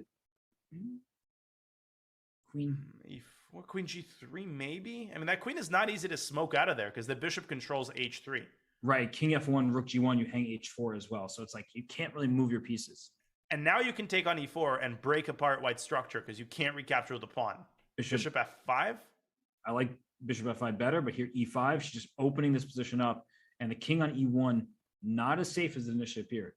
Nice move by Lawrence, though, to connect the rooks. Queen takes D4, and now he can finally chase that queen out of G3. The issue is that his king still remains weak, despite that. You can throw queen H2 in here just to kind of encourage that rook back to H1, but she goes back to C7, sees no problem. The rook A to D8 is coming, and oh goodness, this doesn't feel good. I thought Lawrence should have moved his king back to C1. Bishop E6 now? Then there's knight E4. No threat, though, yeah. Oh, no, the F4 pawn is hanging, so you don't have time to play knight E4. Oh, that's right. Oh gosh, F4. Oh my god, Lawrence is reeling here. He just disappears from camera briefly. Yeah. He's like, I got to get out of here. Right. And his entire king set is evaporated. Knight D7. Just don't allow bishop takes G. Yeah, and don't play rook E6 either because you're rook and D. Oh, yeah. Oh, yeah, now it's over. And this is going to be Alina's first lead since the first couple games. Assuming she converts this, which don't shovel dirt on him yet. We've seen crazier things this match. Oh, she's down to 20 seconds. The last thing you want to do is take 15 seconds on this move. Yeah, just do anything. Queen F4 is a great move. Just play queen G3 and hope that you can survive somehow. Knight F3, great.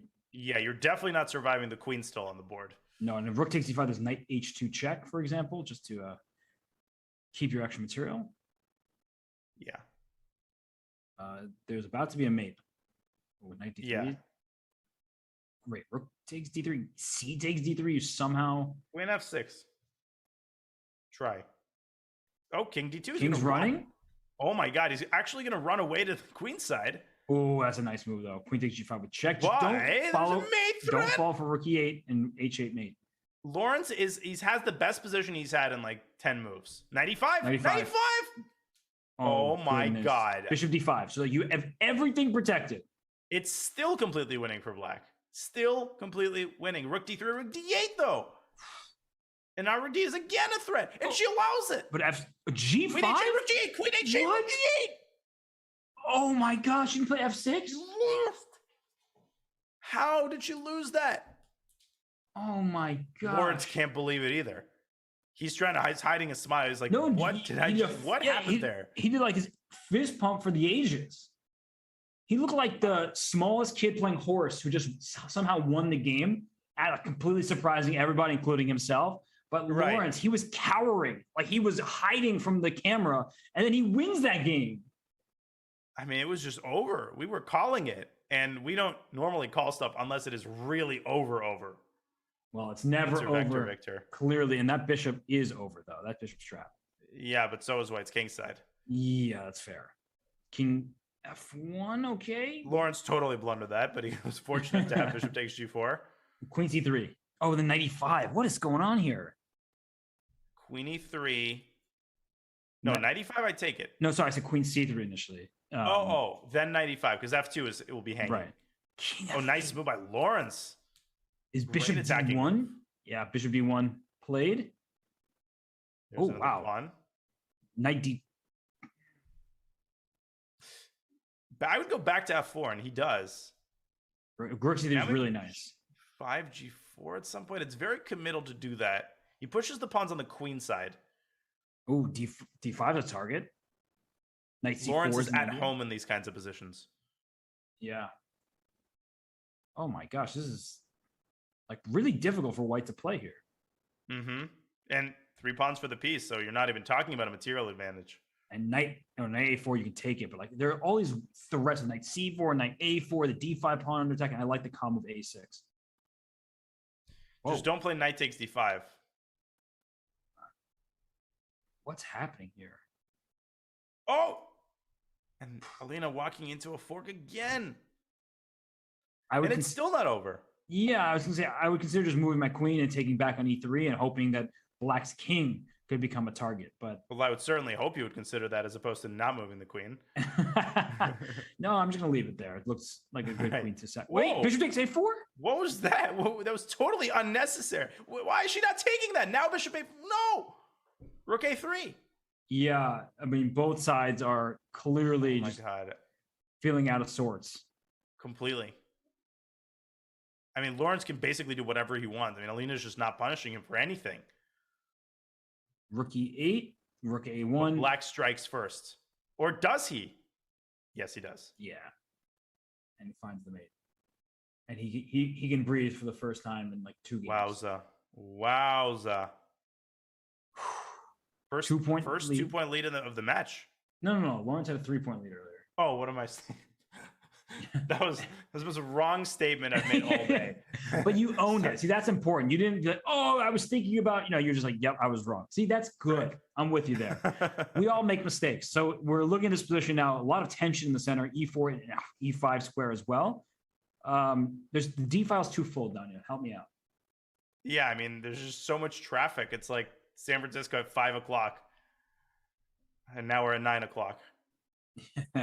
And now things are clearing out. And if you just keep trading, I mean, white shouldn't be in any danger. And I don't. Okay, I like the decision. No, I think white is better because now Alina's going to be left with an isolated pawn. This is easier to play for white. So, and plenty of time left. There's an eternity on the clock. Take with the bishop on e4 and leave your knight on d6. At some moment, I think you should go for something like that.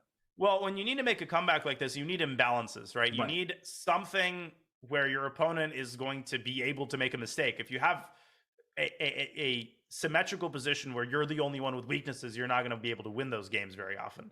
Nope. And the only C3. weakness that we're talking about is pawn e5 isolated. So c3 looked good. Now here, queen. Whoa. What is Lawrence doing? Bishop. Why give that bishop away? Yep. Okay, he wants to play c3, and he's just claiming that I have control over e4. You have a weak pawn e5 that's stuck. Yeah, it's still good. Rook d8 at some point. Like now? Like next move? Like now? Okay. Yeah, just get the rook to the open file. I'm waiting for it to get to d8. Alina finishing architectural design on the queen side. Mm-hmm. But now white can beat her to the punch. And then there's rook f4. Rook f4. Yep. Hitting the pawn, pressuring the knight. What? Oh my gosh! Oh no! I mean, this was our first Botez Gambit of the match, I think. Oh, but rook d8 we were asking for like 6 moves, and she finally played it. But She played gave it, her yeah. queen. Here's your rook d8. How do you like that? Oh gosh. Okay, Oh, my Alina gosh. did get a really good position from the white side of this opening several games ago. And a6 this time played by Lawrence, which is better because There's still time. 7.5 left.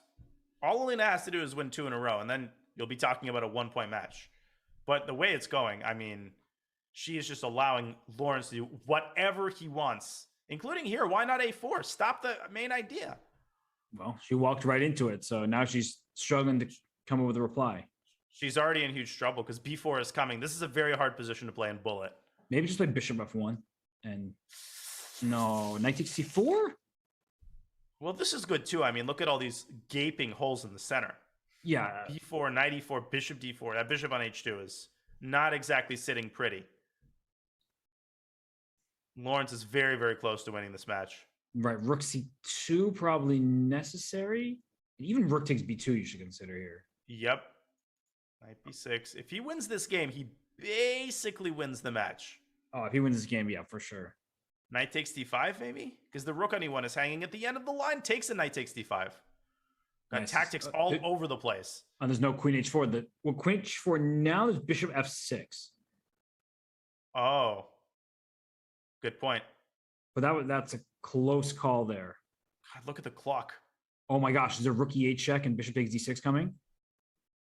Oh, there Oh my might be a goodness. bishop f8. Oh my god. Oh, rook e8? Gotta try it. And she plays it. This is a chance at bishop takes d6.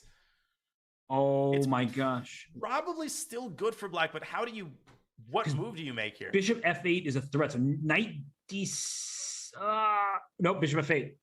King f6. And then Where's the mate?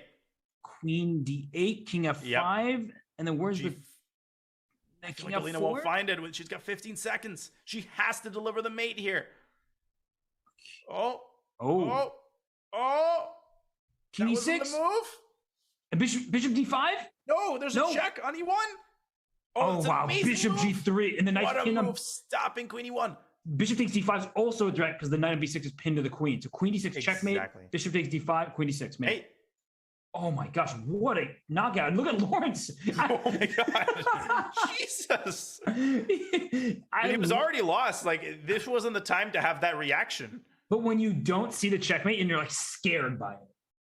Oh, It's he like, blew that game badly. He was completely winning. That was the match right there. it was. And now Alina has a chance. She's the black side of Champowski. She just needs to start a final game with 1 second left and be within 1 point. She has to be perfect. This is a must win. And she's just playing casually. Bishop d6. Oh gosh, here come the queen side pawns with e4 strike in the center. She misjudged the position. She needed to play C4 f5 was first. premature. That was premature. Now the floodgates open in the center. Yeah, this You looks can't like move a the knight because disaster. DE and you're double pinned. Yikes. So queen a5 pins the pawn on d5. Oh, she takes it. Ugh. Oh my gosh. Bishop g7 and king f8, like just trying to run away. Or maybe even try to castle. I mean, this is completely winning for white. Yeah, this is looking sad, scary, and just no good.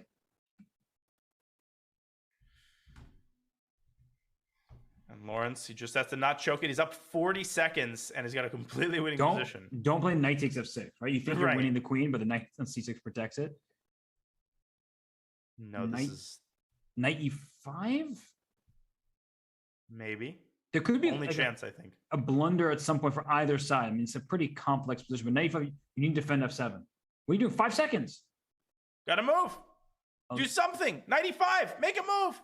Rook f8, but you can't spend all the time to make a move like that. You just got to go with Just, I mean, Alina has 2 seconds in this position. just rook e1. Anything. And then f5, I guess. Okay, she plays 95, but she's down at 2.5 seconds. Knight takes f6 check. I mean, Yeah, goodness. that exists. Castle's queenside. She got out of there. That's legal? Oh, whatever, bishop Holding- e3. Whatever, bishop e3 at some point. No, like but knight both G- knights are defending Right, the but- queen, but both of them could get away. Oh, Oh my god. just take it. Flag, move. It's not over yet. 3 minutes to go. She's down 3 points. Yeah. She would need to win this game instantly. Right. She used the bishop h. She had to Lafong him. But then he just wouldn't resign, just play on. God, Lawrence. What a beast. Yeah, Lawrence, he came ready to spar in this tournament. Like, he got his match against Greg. He was not really trash talking. It was more so Greg trash talking and Lawrence like talking and kind of sounding sad, if I'm being honest. But he's letting his play do the talking, so can't blame him. Well, he's the underdog. He's the dark horse, and he likes being. Oh, Alina just blunders a piece. Yeah, the knight covers. Yeah, I mean, she's not showing it on her face, but you could tell that she's been discombobulated really for the entire second half of the match. And Danya, we already mentioned this a few times, but in the first game, she didn't play knight d7 check, and we pointing out that moment. Like, if she is not accurate, if she is not putting Lawrence away when she has a chance, that Lawrence is just playing too well, and it's confident. So she missed many opportunities to win games, and Lawrence, he was just a little more steady. Yeah. Yeah, and tactics, they decide almost all of these matches. Openings play a role, but at the end of the day, your level of sharpness is the most important variable as Alina goes down by 4 and the rest is purely cosmetic. Wow. Lawrence Trent. He was picked in some of those perfect brackets. There weren't too many of them heading into today's action.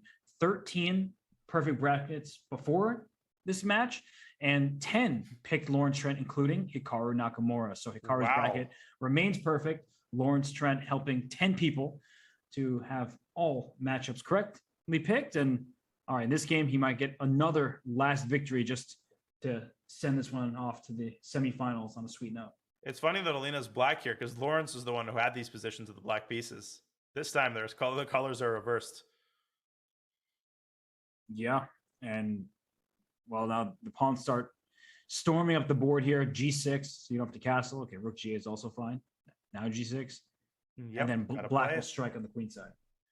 F8 is also good. B3. See, that's the sign of Lawrence in form because so many people wouldn't touch pawns on the queen side. Like that's where my opponent's attacking. B3 is like a casual decision, but it's a really strong move just so that black doesn't get all the fun on that side of the board. Mm-hmm. And look at the clock situation. I mean, this is just nuts. 58 seconds to 23 seconds. He's just been crisper, sharper. He's calculated faster. And he virtually didn't blunder in the bullet. Okay, there were some tragicomic moments, but other than that, he was pretty clean. And this is officially the last game of the bullet. And it looks like there's some kind of Rook just B6. yeah, Rook B6, Rook B1, and so on. Or Queen A4 is not bad, but not the best. There's all sorts of mate threats here. Just bring I my would Rook throw F4. in Rook B6. Yeah. Yeah, there. He plays it. Rook takes Bishop D6. takes. Rook. Oh, Oh yeah, my gosh. whichever. Yeah, and Alina's going to resign here. And And that's the match. that's that. Lawrence Trent wins by a 5-point margin. It was clearly a closer match than that. But when all is said and done, it doesn't matter how many points you win by. As long as you win, you move on. And today, it's Lawrence Trent. He deserves it. I mean, he seriously fought valiantly. And for Alina, she is going to like just say what went wrong. I was up 2-0, Danya. I mean, she started off perfectly, and then it just seems like things got away from her even when she was mounting a comeback at the end of 3+1. Yeah, and she was winning the third game too. I almost want to say that had she won that third game and gone up 3-0, we might have been talking about a completely different match. But you called it at the very beginning. Her level of tactical sharpness, her form just wasn't there today. And Lawrence, he is in form. He is confident. He is trash talking, and he is winning, and he is through to the next stage of the I Am Not a GM SCC. Well, he said he's been chasing the Grandmaster title. He asked others in the competition to do the same. The opponent he faced, Alina Kashlinskaya, she very well may soon be a Grandmaster with a 2,500 plus FIDE classical rating. But this isn't classical chess. This is online blitz. And Lawrence Trent proved that he is a worthy competitor. We'll bring both players in for a post-match interview, hear their thoughts. You'll not want to miss hearing from our first semifinalist, Lawrence Trent, and unfortunately, the player who lost and is out of the competition, Alina Kashlinskaya. We'll be right back.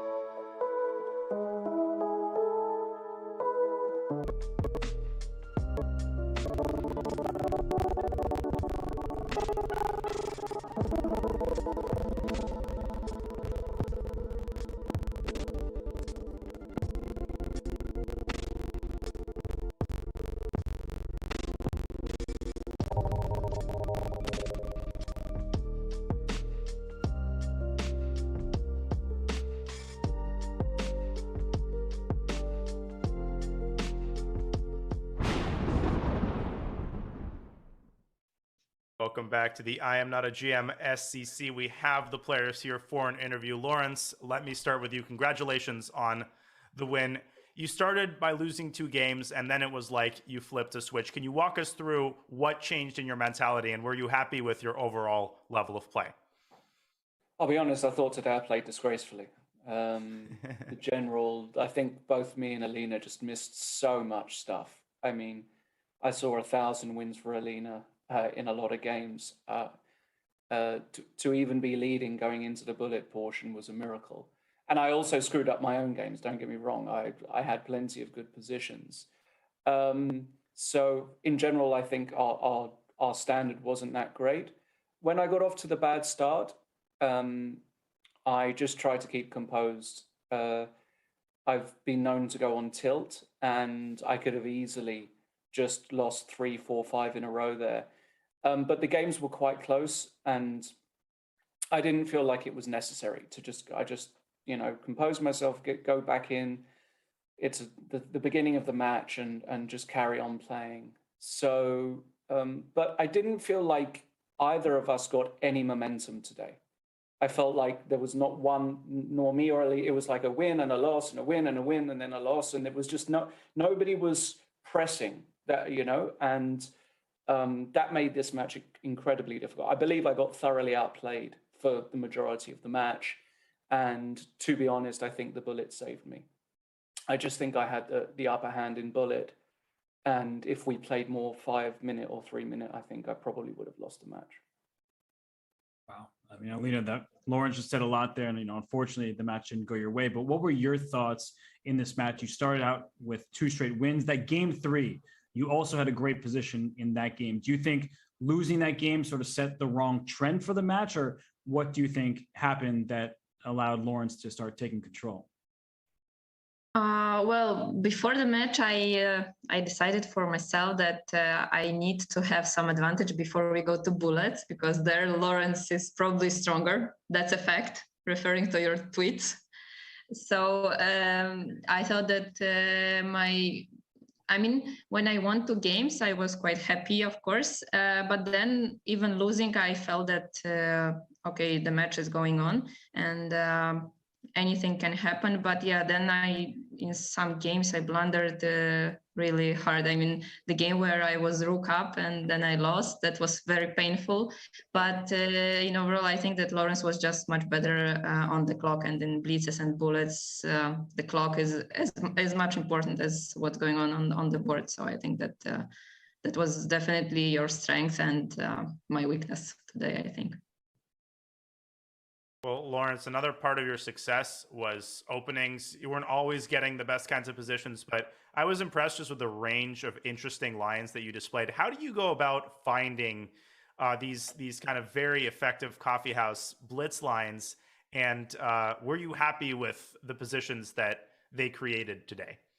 I think in general, my openings went quite well, actually. I thought I got a bunch of great positions, regardless of whether I started E4, D4, Knight C3. Even on the black side, I wasn't really feeling too under pressure. I didn't want Alina to get her orthodox positions that she's so good in. And there were a few games, even the first game, where in this Rogozin without Knight F3, I could feel I wasn't comfortable. And I just thought, okay, we'll try some semi-Tarish with C5. We'll try and mix it up. And that's what it is. It's a coffeehouse repertoire for a coffeehouse IM, which is unfortunately what I am at the moment. Great repertoire for Blitz, not so great if you play a closed tournament against 16-year-old Indian grandmasters. That's the point. I've just, I've got a lot of experience in Blitz. I've got a lot of ideas. And I did some work before this match, obviously, just to be able to have that range, because Alina as well, she plays so much stuff. She's incredibly experienced. And as long as I was able to generate some initiative and just keep on the front foot in a lot of these games, that's what I wanted to do, even obviously if the openings were a bit dubious. But I do believe I got pretty good positions across the board today, so I was really happy with that. Even quarter out in a few things, for example, this 4a3, 4 knights, d5, bishop b5, d4, knight e5, queen d6, d4, e4. And, I played it badly, but that's dead after bishop f4. I was very happy in general with my opening play, yeah.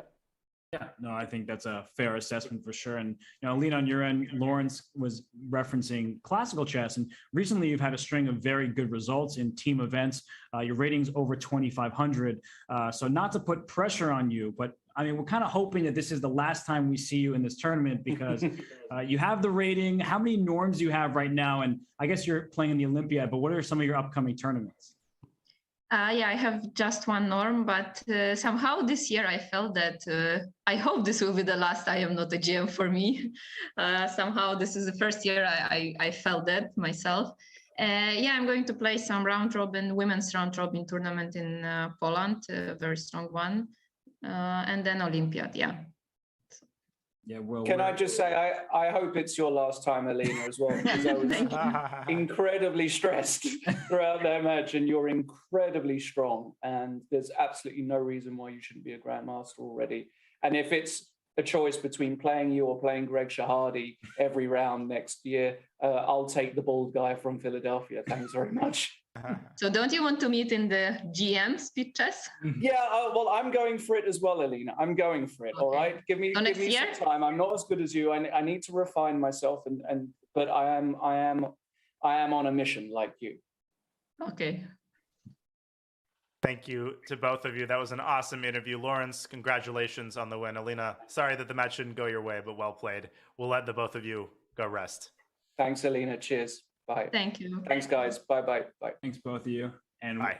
You see it here on screen. Lawrence Trent, he is I misspoke earlier. I said our first semifinals. Of course, how could I forget that Eric Rosen took down Levi Rosman to earn his spot on the other side of the bracket. So who will Lawrence Trent face? It's going to be either the 1 seed, Paulina Shuvalova, or 8 seed, James Canty III. He is a force just because he's the lower seeded. That doesn't mean anything. We have seen Lawrence Trent go from the 13 seed to the semifinals. So upsets, if you even want to call them that, happen. And this is a fun tournament where everyone has a chance. Yeah, the Shuvalova-Canty match is going to be really explosive. I mean, Canty is just such an exciting player to watch. Obviously, Polina is the favorite. Another incredibly exciting match is going to be the Bibisara match against Irene Sukander. Coming your way Monday, June the 6th. So Monday is going to be an incredible day of action. We're going to have the JSCC final between Nihal and Arjun. We're going to have the Bibisara Sukander match. What aren't we going to have? We're not going to have only one match because we have a double header. So just to answer your question as literally as I could, we are going to have a very fun day with the IM non-GM Speed Chess Championship, that match that we mentioned, Bibisara and Irene. Then we get Nihal and Arjun taking part in the Junior Speed Chess Championship with a spot in the main event on the line. And that's going to be a heavyweight showdown between those two teenagers. Danya, I mean, what a day we've had today. Lawrence Trent, he earned his spot in the semis. I mean, he's really shown great preparation, great skill in the blitz portions. And then when it matters, when the match is getting close, he's able to pull away in the bullet. He did it against Greg Shahade. He did today against Alina Kashlinskaya. So Lawrence, he's going for the GM title, but I think he wants this title first. He absolutely does. I mean, I was just impressed with his opening play. He's very self-critical when push comes to shove, but overall his play was dynamic. He was sharp, and he was clutch. I mean, in a lot of the critical moments, he just reacted a lot better than Alina did. That was a very impressive victory. And Lawrence is going to try to take this one all the way home. And he was very kind towards his opponent. I mean, he has great respect for Alina, and she towards him. You can tell that. And Alina has 100 classical rating points on Lawrence, give or take. But today, it showed that all that experience in Blitz, all the preparation he put in, all the hard work that he's been, working on his game, and he's been very vocal about that. He's striving for the Grandmaster title. Alina, she said, one norm, 2,500 plus rating. So hopefully this is her last time in the field. We loved to see Alina play. We want her in every tournament, but this is a not Grandmaster tournament. We want to see her become a Grandmaster. We absolutely do, and we will be following her performance in the Olympiad, and we wish her the very best. And we hope to see some explosive chess from Lawrence in the semifinals. And I definitely saw some explosive commentary from you today. So thank you, Robert. This was a really, really fun match. It definitely succeeded in waking me up. Yes. And well, just because we are going does not mean that the fun in the chess world stops. Norway chess is happening. So we're going to send all of our viewers to the live coverage of Norway chess round 4. If you like seeing a guy named Vishianen play, Veslin Topalov out of retirement, that, Norwegian dude, Magnus Carlsen, you have so many great players in that field, the 10-player round robin.